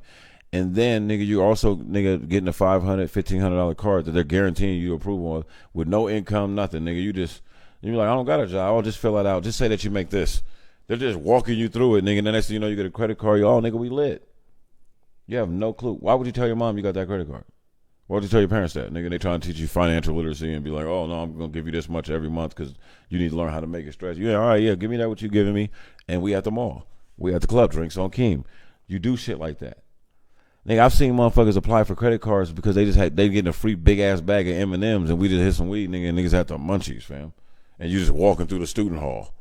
Like, fuck it, nigga, there's some M&Ms right there. We lit. Fucking your credit up. It's designed that way. The student loans even worse. How you doing on finances? Like, how would you like? We guarantee you 13.5. What? Oh wait. This is how they do it. Did you qualify for financial aid? Yeah. Oh, well then you automatically going to be qualified for this. How much? 13.5. 13,500.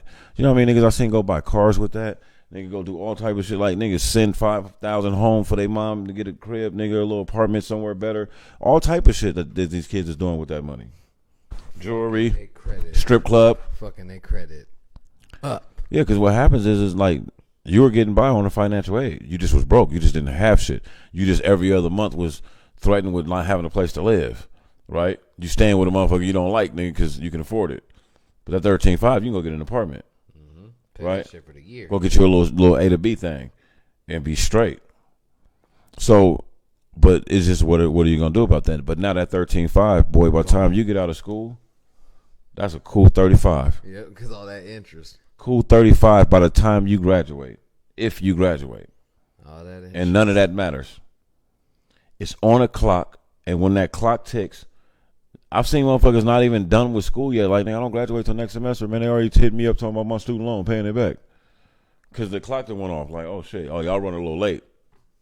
Oh well. Nigga. Oh, well. Don't need that. Eastern Standard Time, my nigga. Run that. Like, run that, fam. So, it was one of the things. And Barack Obama, because him and his wife were the first presidents, I think they said, to ever be elected and walk into the White House in debt. Oh yeah, because they went to Ivy League schools, student loan and they're not rich kids, yeah. And they had damn near $1.2 million worth of fucking student loan debt. So he was understanding in that, like, damn, you motherfucker, like this shit is crazy. I'm not a president. I'm student loan debt. Because nigga, and the thing is, this is what they all, another thing that they stopped, but I'm not sure if it's still like being regulated. Wachovia has your loans. Mm-hmm. You paying them off about year 2, year 3. Wachovia turns into, they sell themselves and go into Bank of America. You start paying off. Bank of America send you a notice like, hey, you owe us, beep, beep, beep, beep, and you look at the number like, nah. You looking at the Wachovia transcript like, nah. It was 35. I'm down to 18.5 now. Nah, we don't know what you're talking about. They restarted your loan. Might even have a different interest rate on that motherfucker. Yeah, your credit. It was a service fee interest rate, like they getting a little extra because they took your shit. Like somebody got to take it. Like nigga, just let the shit go. Then if you don't want it, nigga. The fuck? If Wachovia is going out of business, they shouldn't be able to get my money. No, you shouldn't be able to just slide my loan to the that next shit should be over. That nigga. shit should be washed. Hey nigga, y'all going out of business? It's sold off to somebody else. It's over. It's a dip. It's a dub. Why I gotta pay for it? Now a lot of Americans feel like that, so that's what they was doing. So my job now is to call these people 10, 15, 20, 30 years after they've been out of school. These motherfuckers had already maneuvered through the bullshit with that on their record, got a house, put the kids in college, doing all right. Some of them, right? Some of them just, do robbing Peter to pay Paul like everybody else. But some of them, like when I would get it off of them, like off their shit, dog, I heard grown men that got like contractor companies crying because they was like, man, now I can go back to school and get this degree and do this, or get this certificate from my job, and I can be an actual like, and I can go up from being like I can do a lot more. Like they just knew like, and I've talked to people and they was like, man, this shit is a fucking scam. And it was like, and dog, I had people graduated from some of these college, Evers and all these other shits, and then those schools lose their accreditation because they're not paying shit. And it's just like, nigga, they lost their accreditation, nigga, but they still want this, nigga, still want that. And I would have to call those people and be like, hey, yo, under this Affordable Care Act that Obama got, nigga, they can't. And every time, it would be somebody still paying them. I remember this one lady was like, don't say that. I just sent them motherfuckers $350. She's like, are you serious? She's like, they every fucking paycheck I send them $300. I was like, yeah, man. She's like, when was this? I was like, it's been about 6 years now. And every paycheck that they sent her, if she has record of it, I would be the one to do the application for her to nigga request that shit back. The federal government hit them and be like, you got to give her that money back. All that. So I remember they would like hit my email at work. I'll call, I'll answer my phone, email at work. It'll be hella people like, oh, King, man, if I'm ever in Vegas, man, I got you. I'm what you need? What size shoe you wear? Like, people would always hit me up. Like, nigga, like, what do you need? Do you need anything? Like, just because. You just, them niggas, and it was something that they just was like, well, I'm gonna die with those. Fuck it. You know what I'm saying? So if you're blessed and your parents could just pay for you to go to school, if you're blessed to get some kind of scholastic scholarship, athletic scholarship, if you're blessed to have parents that can afford and have the credit to take out a loan, maybe they can't afford to just pay for your school, but they have the affordability to take out a loan and pay for your school. They take out $100,000, school gonna cost $60,000. Right, and then you got the extra $40,000 to live off of. Like, we're gonna get you a nice little car for college. We're gonna put some money in your account, and then we're gonna you know what I'm saying, and we're gonna pay your rent up. Nigga. Or we're gonna put you in this house, this little fixer upper house, and you're gonna get 2 roommates to pay the rest of your rent. Yeah. That's not everyone else's reality. That's the golden all-American college experience, but that's like not 90% of our realities. Right. So when the people that like aren't affected by student loans be like, okay, hold that thought. You have a family member that has terminal illness, and you see what that's doing economically to your family. What if us people with mere student loans issues are like, it ain't our fault you sick. Why should my taxes go to nigga alleviating some of your fucking pain? You know what I'm saying? What the fuck was y'all doing? Nigga, we healthy over here. We drink whole milk. Right? We drink silk, nigga. You know how niggas be when they want to switch the shit over, right? Hey, man, we got nigga family illnesses, nigga, over here, nigga college motherfucking tuition issues and student loan issues. I don't give a fuck if them niggas bought that big ass house and they couldn't afford it. That's how people think. But you don't realize they could afford it. That's how they got in the house. But the bank flipped on them and upped the price. And now they can't afford it. Up that interest rate and shit. And now they can't afford it. Well, in the home crisis market here, there was like a clause in those new like home like loans that they was giving everybody, where everybody was buying these new houses and shit. Like, oh, nigga, I can afford this. What, nigga? I got qualified for this, and I only got to pay this a month. Why wouldn't I live here? But they didn't tell you about the little clause that said, oh, yeah, that's for the first 5 years. And 5 years after that, that shit about to triple. And you missed 3 of them payments, nigga. We got, sorry. Gotta get the fuck out. Niggas killed themselves over that, B. Mm-hmm. Like, niggas wild out, like, you know, like, it's crazy. So, it's just something to think about, man. Those are the things that, like, those are the things they say that affect us the most. You know what I mean? And I'm with it. I agree with it. You hear about Robert De Niro? No. In his clause, it said he getting divorced. Robert De Niro's getting a divorce. He got divorced. And his clause is $6 million lump sum. And so Shorty got $6 million. I think Robert De Niro's worth a couple hundred M's. Oh, yeah. So he won with that. But he had a prenup. Yeah. So that's what you got to understand, fellas. Even with a prenup, she got $6 million. They're going to get something. She got $6 million, right? But he petitioned the judge, the court, or whatever, to grant her $1 million a year for the remainder of her life. I don't know if that still goes on if she gets married or not. That's typically because alimony stops when you get married again. But sounds like that's forever though. But I think that it might have been along the lines of like, yeah, as long as she's gonna, she'll get the extra $1 million a year. What do you think about that? I think it's dope that he was smart enough to, in the end, not get half of everything taken. He still made sure half his movie rights. Yeah, right. She's still taken care of. She's still a rich woman. She's still a millionaire. She still have multiple kids. She'll still never work another day in her life. She'll never want for anything. She'll probably not spend that $6 million and just be fucking getting another $1 million every year. She won. You still win unless you're greedy. Yeah. But that's crazy that they're getting divorced after all these years. Yeah, to me, I think it's dope too. I think it's dope. It doesn't seem like, it wasn't reported as if she was like disappointed or upset or felt cheated or anything like that. And shit, you ain't been in no fucking movies. And you signed a prenup. You know what I'm saying? You ain't been in no movies. Could have got nothing. And which means that when there's a prenup involved, that means there was some paper already a brewing, which we know he already was making money. So, they're divorced for whatever reason.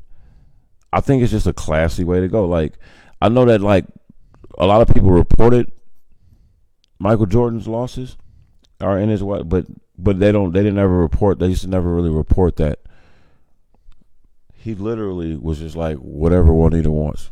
Right. She got that $15 million estate and like 250 M's.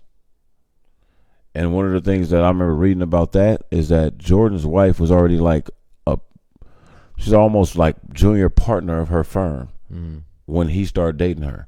And she wasn't with it because she was just like, nigga, I got a whole career. I'm doing my thing. I'm kind of killing it. That's what I always wanted to do. And, just, it's hard. You can't do that being Michael Jordan's wife. Because after a while, like, you got people popping up at the job. Like, it's different. And then, you have babies. You get married. It's going to sound fucked up, ladies. I don't mean it like that. It could be either or. But somebody got to watch these kids. Like, if she was like Serena Williams. Right, yep. And Michael Jordan was just, nigga, like the president of General Motors. Hey, nigga, you going to take your ass home and watch them kids, nigga. You got to sit your ass there in the stands, nigga, with a little double stroller and a little thing, nigga, and try to keep them kids quiet while Serena is doing her fucking thing. Nigga, you not Serena. Like, I'm not saying this because she's a woman. No, but nigga, he was the Serena. Like, nigga, that's Michael motherfucking Jordan. Like, what are you going to do? Your career don't add up to his, unfortunately. That sucks. I know. But you either going to have to pick one. You either not going to be with the nigga that you love, or you going to sit your ass in that nice ass house with them kids, and unfortunately in our society be relegated to, that's Jordan's wife. Which Michael said that she had a lot to do with his like maturing like off the court and stuff because she was a little older than him. Right. She was like, nigga, you ain't about to be playing me, nigga, doing all that. And that nigga had to come to the house, nigga, be at the house, be an active father, all that. So hold on, game over, and you in Chicago? Nigga? Yeah, what are you doing? You better get home. What you doing, my nigga? I know how far the stadium is. I'll pull up. You know what I'm saying? Like, and sometimes you need that. Where you be? You need that. You know Savannah's like that with Bron. You could tell. Bro, she's always with him. Yeah. Hey, niggas that got a good chick that don't want to lose her, I'm starting to learn this. And that's hella like famous and like high stature. I know that it's the cheat code. Fuck it. You coming. I see what Hov be doing. B, you coming everywhere with me. It ain't gonna be no like. It ain't gonna be no female that just kind of lean by me and a picture get taken or something, and I gotta explain this shit. Nah, you was there. You was right there. That's same picture. Remember? Look, you was right over there. Mm-hmm. They just cut that's your arm. We ain't did shit. Like, hey, you ain't have no problem with it over there. Like, you know what I'm saying? With it now. Don't have no problem with it now, my nigga. You know how she get when she drunk. Like, you know, you be with us. You was there, right? You know how so and so girl act when she start drinking the hen or the Douce. You know what I'm saying? So. It is what it is, but yeah, I thought that was kind of player, man. Robert De Niro, I expect him to like do some player shit like that. Like, hey man, look, you're only getting $6 million, but that ain't shit for him. In the year after that, but yeah, nigga, and $1 million a year after that, nigga, he probably that's money that he making money still. So it's like nigga, that's a little cut of off the residual checks. Let's or something. Talk about this. If you're $100 millionaire, if you're a couple hundred M's up, right? Mm-hmm. You give her $6 million lump sum. They're in their 70s. You're talking potentially, even if she lives to be 100, $30 million more dollars. They ain't doing shit to his bank account. That shit's still getting bread. Yeah, he'll make that $1 million every year and then some. And you know what I think it goes to? Y'all got that's like his wife with kids for all these years. Like you know how old motherfuckers is when they get divorced. Y'all still gonna be around each other, right? That nigga don't want to go to no raggedy ass house, nigga. Like, nigga, hey, I'm giving you $1 million a year extra so your shit could be nice when I come through there for these barbecues and family shit. Not to mention, you don't want to send your kids. That's what I always thought. Like, if I was up a couple hundred M's, had a wife, and shit didn't work out, even if I hated her guts, my kids would be in the fly. I gotta go. I'm gonna throw her a nice ass house, bro. Like, you gotta get a nice ass house, vehicle, and I'm gonna upgrade your vehicle every like 2-3 years. Yep. Every 2-3 years, you get a new car from me. You know what I'm saying? Just because I don't want my kid dismissing his mother because his dad got nicer shit. Right. You know what I'm saying? Because that could affect the way kids like adhere to their parents. Exactly. Your mom got a lot to teach you in this world. If I had a kid with her, right? I obviously trust her to be your mother. Nigga, so like you ain't gonna write her off. You ain't gonna just write your mom. Cause nigga, I love my Dukes. But let Pops had it been worth about a 300 M's. I know I still would have probably wanted to live with my moms. But my nigga, watch it, nigga. I know. I'm just keeping it real. But I'm just like, but nigga, she probably would feel the same way. Like, nigga, hold on. I got definitely my pops is fucking a billionaire, and my mom. You know what I mean? I'm living with my mom. Okay, that's love. Everybody want to live with their mom, right? You live with your moms. But I'm just looking. I'm thinking about the times we butted heads when I was a teenager, or the times when it was just like, you becoming a young man. I don't want to do my own thing. And I had a pops that was a billionaire. Oh man, the way moms used to try to control me in the little marrow when I thought I was too hot shit in the marrow. Oh, it's out of been gone. Cause that marrow gonna be something stupid. Yeah, you'd have been. And all the little trouble I got into, nigga, with the lawyer fee, that should have been. So I'm saying, think about the class that provides. You busy making billions. You know what I'm saying? You proud of your son, but I'm raising this motherfucker, and I'm seeing he got flaws in his character. But your money. And the fact that, because if we lived together, we was married, that's mom's money too, nigga. Like, you ain't getting that. Right. And then your dad would be like, your mom said, like, you know what I'm saying? You know how they do. Your mom, you know what I mean? It'd be an issue. Now it's an issue in your motherfucking life, nigga, if you get it from me. But you get parents that got money that want to stunt on the other parent. Yeah. Like, nigga, what you want? Your mom's street. She said you can't get those Jordans. Nigga sending you a box of J's, nigga, with all the colors. Hold on, you can't get those? Hey. We need that every color to hear all them. And that's just the way a lot of it be. Mom ain't gonna buy you no Honda. Or get you this 600 bands. Matt Barnes has custody of his kids, and he was saying that was some of the things that he worried about. He was like, one of the hard things for me is that I wanted to make sure that they wanted to live with me, and he said it was people that grew up that been around them the whole time, her family, some of his family. He said, but mainly people in her family that he had became family with. That watched him with those kids and was like, nah, nigga. They want to stay with you. Like, you're the more nourishing one. It's a myth that the mom is always the most nourishing and the most, like, hands-on. Well, she was out here trying to fuck Derek Fisher. She was out here trying to get her own bag. She's trying to be a star. Right. Right? And I'm not saying anything against her parenting, but the kids have seen enough in her, and they're twins. They're of a certain age. They're like, no, we want to live with our dad. Yeah, we want. And all I'm saying is for some 9-year-old boys to be like, sorry, Mom, I'm gonna go live with my ex-NBA dad player. That's definitely gonna make me clean up after myself. Definitely make me do some push-ups or some shit like that if I say something stupid. Mm-hmm. Like, you know how it is when you're a young boy around a man, nigga. Like, it's harder. I don't give a fuck how cool that nigga is. Like, it's harder. I always say this shit. I remember when my pops would come in the house, nigga, like, you just kind of tighten up a little bit. Like, you be looking around and shit. Like, what are you about to say? Like, clean. I missed yeah, that. like, yeah, I'm good. Like, you know what I'm saying? Like, it's just, this nigga ain't beat me or nothing. Right. You know what I mean? But little boys kind of do that. You know what I'm saying? Like, oh shit, like my uncle, what's it called? Like my Uncle Martin, like tighten up, nigga. Man, like, you know what I'm saying? Barbershop tomorrow. Yeah, man, I'll take you to mine, man. It's whatever. But that was really all I had, dog. I just wanted to, I brought that up just because of that. Oh, did we speak on Floyd? Or did we just bring it up and not really going into it? Floyd Mayweather? Yeah. I think we opened it up with that. Yeah, because to me, I'll end this with this. Is like, I said this before, so I'm not being a hypocrite. I used to say, like, fam, if you're racist, I want you to have a space to be racist. Yeah, dead ass. Like, everybody deserves a space. I don't care if there's a white man that don't like me because I'm black. Right. Right? I just don't want the white man that doesn't like me or wish harm on me because I'm black to have dictating rule, like be able to dictate societal rules against me. Now, if you're willing to go take your ass wherever you live at and prefer to not be around people that look like me, act like me, talk like me, fine. I feel like if you see something and it sparks your emotions and you're like, man, this is why I don't like black people. I feel like you should be able to say that without losing your job or losing any of that. But this is America. So what happens is, if you're going to say something against the gay community, the trans community, you have to be willing to deal with the backlash, right? Mm-hmm. If you're going to say something with against the black community, nowadays you're starting to see that, oh, you're going to have to deal with the backlash. And some of the people that even look like you, that employ you, that do business with you, are going to pull away because they've done the numbers. That's why Nike stuck with Cap. Mm-hmm. Can you imagine if Nike dissed Cap at that time? You know who built Nike? You know who made the brand cool? You know who really made this $1 billion? Because let's be real, like, what they make $1.6 billion in 2 days off his campaign? Yeah, but keep it real like this. Like you said, they did the numbers. What non-black American sells Nike sneakers? There isn't. So I'm just saying, there's a lot of great athletes. Tom Brady got a Nike? Nope. And I'm sure he got a Nike deal. So that's the thing. Like, Steve Nash, did he have his own shoe? Nope.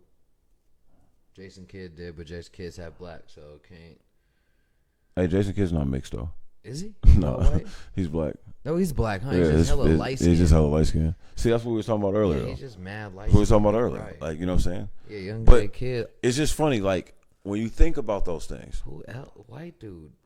Well, no, I'm just saying. Jason Williams never had a shoe. So, and look, I'll say this. That's where this racism shit, nigga, behooves no one. Yeah. Because white chocolate should have had a pair of white chocolates. For real. And I would have rocked the fuck out of shit that, out of them. Because that white boy was cold. Cold ass. That white boy was culture. Right? So all I'm saying, that'd be like if Tyler Hero got a shoe. Steve Nash could have got a shoe. Tyler Hero. We rocking Tyler Hero. Tyler Hero is nice, but nigga, he ain't there yet. But he nice. But he ain't as nice. But we'd rock at Tyler Hero. Nash, and I know. I'm saying he'll sell it, but Steve Nash and Jason Williams used to be on featured mixtapes, nigga. Yeah.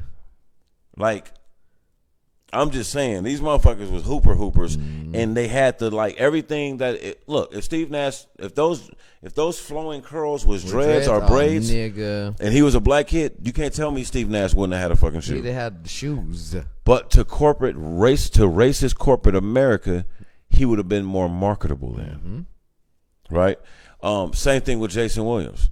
Like, it almost hurt him the way he played in his image and the way he carried himself more than it helped him. Like, they treated him like a wigger. They treated him like he was some black kid, a white kid that wanted to be black and wanted to hang with the brothers instead of the fact that. But then forgot Pistol Pete Maravich was throwing passes and crazy shit back in his day. Well, it's just the history of it. You're going to see, just like Larry Bird. Larry Bird tell you, like, he grew up playing in all black area, so his style was different. So when he went to go back and play amongst his community, he looked a little bit more flashy, right? But because he had the protection for the complexion for the protection, it never was looked down. He never lost IQ points because of it. Right. If Larry Bird threw a no-look pass, he wasn't hot dogging it. Nope. He was brilliant. Yep. Same thing with Pistol Pete. Yep. Pistol Pete plays exactly like LaMelo Ball. Yep. And look what they did put him through. Like, you know what I'm saying? Like, and he's proven everyone that, like, nigga, look how easy this nigga's in the NBA just dominating. It makes that shit look so easy, bro. Dog, he out there playing at the park, nigga. He makes that shit. Dog. And that's not to say nothing about any other NBA player. He turned 20 in September. But that nigga is so fluid. He turned 20. Game is so. He turned 20 in September. How you got that much of a mature game already? I'm gonna tell you. I mean, I get it. I'm gonna tell you that upbringing. I'm glad you asked that question. Him. You know what? The way his dad. You know what I think it is? Just like you just touched on. We all have older siblings, or we all played up. Always played up, right? We get that, especially in our culture. If you want to be good, play with older boys, right? Yep. So you have that element of it. But then he had a father that built a brand and was financially set in his own right enough to be able to do everything. Right. To not let society take that from him. Yep. To not let society take that from him. So many times you got kids that's in the 6th grade been playing with high schoolers their whole life because they were good. And all the high schoolers around kids knew they were good. So now that they're coming out in high school, they're a phenom. And then you get a fucking coach, nigga, that comes thousands of miles away from fucking across the country, makes millions of dollars off of them, and then sits them behind a player that's been there 1 year before talking about seniority. Yep. That's what the Fab Five showed America. Is like, no, these kids that come from these environments, they're ready for it. Yeah. Right now. Right out of high school. Juwan Howard was dodging bullets coming home, nigga. All of them. All of them, yeah, basically. These niggas Detroit boys. Yeah, nigga, like, all these niggas, Detroit boys, Texas boys, Chicago boys. All these niggas was dodging bullets and shit going to the park, nigga, knowing how to play basketball and keep a lookout for that car that's creeping to spray up the block. And you telling me that because they are 1 and 2 years younger than the kids that they're in college with, that they should not start, even though they're better than them? Because they were all freshmen, right? All freshmen. Fab Five. Beating Fab Five. Ass, nigga. Was dominating. Black socks, black shoes, nigga. And then you seen the fashion trend. That's when the corporate America realized, oh, these young black kids are profitable. Yeah. They're profitable because, like Jay LaRose said, he said, man, they went to the Nike store a couple of weeks later, and Nike was selling black Nike socks, nigga. Yep. And they was calling them motherfuckers the Fab Five socks. And them niggas was scrounging money together to get some tacos from Taco Bell. Yep. And getting money from the scalper. And coaches would do this. Coaches would do this. Ah, man, I wish I could help you guys with a Rolex on. Yeah. A nice ass tennis bracelet, jumping in a funky foreign whip, knowing that he driving to the suburb where his kids ain't never gonna be missing a meal, and would tell you like, well, I can't do that because it's illegal. I can't get you guys no pizza. And it's gotten better now. Even before like they changed the rules, they had gotten better to the point where what they would do is like they would have local like restaurants and spots that would basically feed the players if they needed food. Yeah. You know what I'm saying? But that ain't the same. You know what I'm saying? Because I remember my dudes at one time at UNR, they was telling me, it's like, man, yeah, I'm about to eat good tomorrow. And I was like, why? He was like, because it's the night before the game, man. We can go to the they would just like buy out the Silver Legacy buffet for them niggas, and they would just go in there and eat as much as they want just to make sure they was fed for game day though. But nigga, I'm like, what happens all throughout the other week? We eat ramen. And you calling your friends, nigga. You at your homie's house, nigga. You doing silly shit, nigga. Getting caught stealing shit from 7-Eleven, nigga. Because you know what I mean? Selling weed and shit like that, nigga. Like, people don't understand that. Yeah, fuck it. But shit, man, that's all I got tonight, man. What you got anything you want to touch on? I got all my shit out early. Yeah, man. Wild shit. Thanks for rocking with us. From now on, I'm gonna give y'all updates on my video game life because it's fucking crazy. Because I'm gearing up for I might die. I ain't gonna hold you. These two women find out about each other. Doc might not be a thing anymore. These bitches might really kill me. Hey fam, or your girl might kill you. And then you get a little too loose around here. You need to tighten up. That's what I say. You need to tighten up. How? Cause you over here talking about, oh, I was sad, I was doing this, and all that. Nigga, what? Nigga, it's more game related than anything. Oh, I know that. But all I'm saying is, It's got to be a line that's crossed. Mm. I ain't saying you crossed it. Oh. I'm saying there's got to be a line, goddammit. There is a line. I just don't ever go beyond it. The line is talking to them when that game isn't on that screen. Or like real life. That's the line. All right. Or when I'm in, if I'm in these emails right here, bruh. Stay strong. If you see like my conversations or whatever, it's all like she's riding around with her sister in the game. I'm talking in character. I don't break character. They're never talking to Dre. They're always talking to Doc. Period. Or when I'm talking about the band, I guess you're still talking about Doc, but it's all Doc. It's never, and it's here. It's in Discord. They don't got my phone number. All right, man. You know what I'm saying? I feel you. But no, it ain't. Nah. Stay safe, man. This is how this shit happened, man. I can see the documentary on it right now. You know what I'm saying? Just find me in real life. Shit was all good just a week ago. Somebody got my IP address. Hey, man, you know what I'm saying? You in there fucking with real hackers. Really, nigga, like, they really, some motherfuckers. They ain't tell you she worked for the CIA and shit. Nigga, like, oh, that's another episode of the Always Talking Shit Shizzo.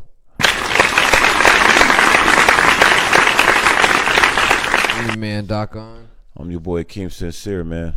And as always, fuck how you feel. Well, fuck you. This nigga touching shit. New Always Talking Shit Show.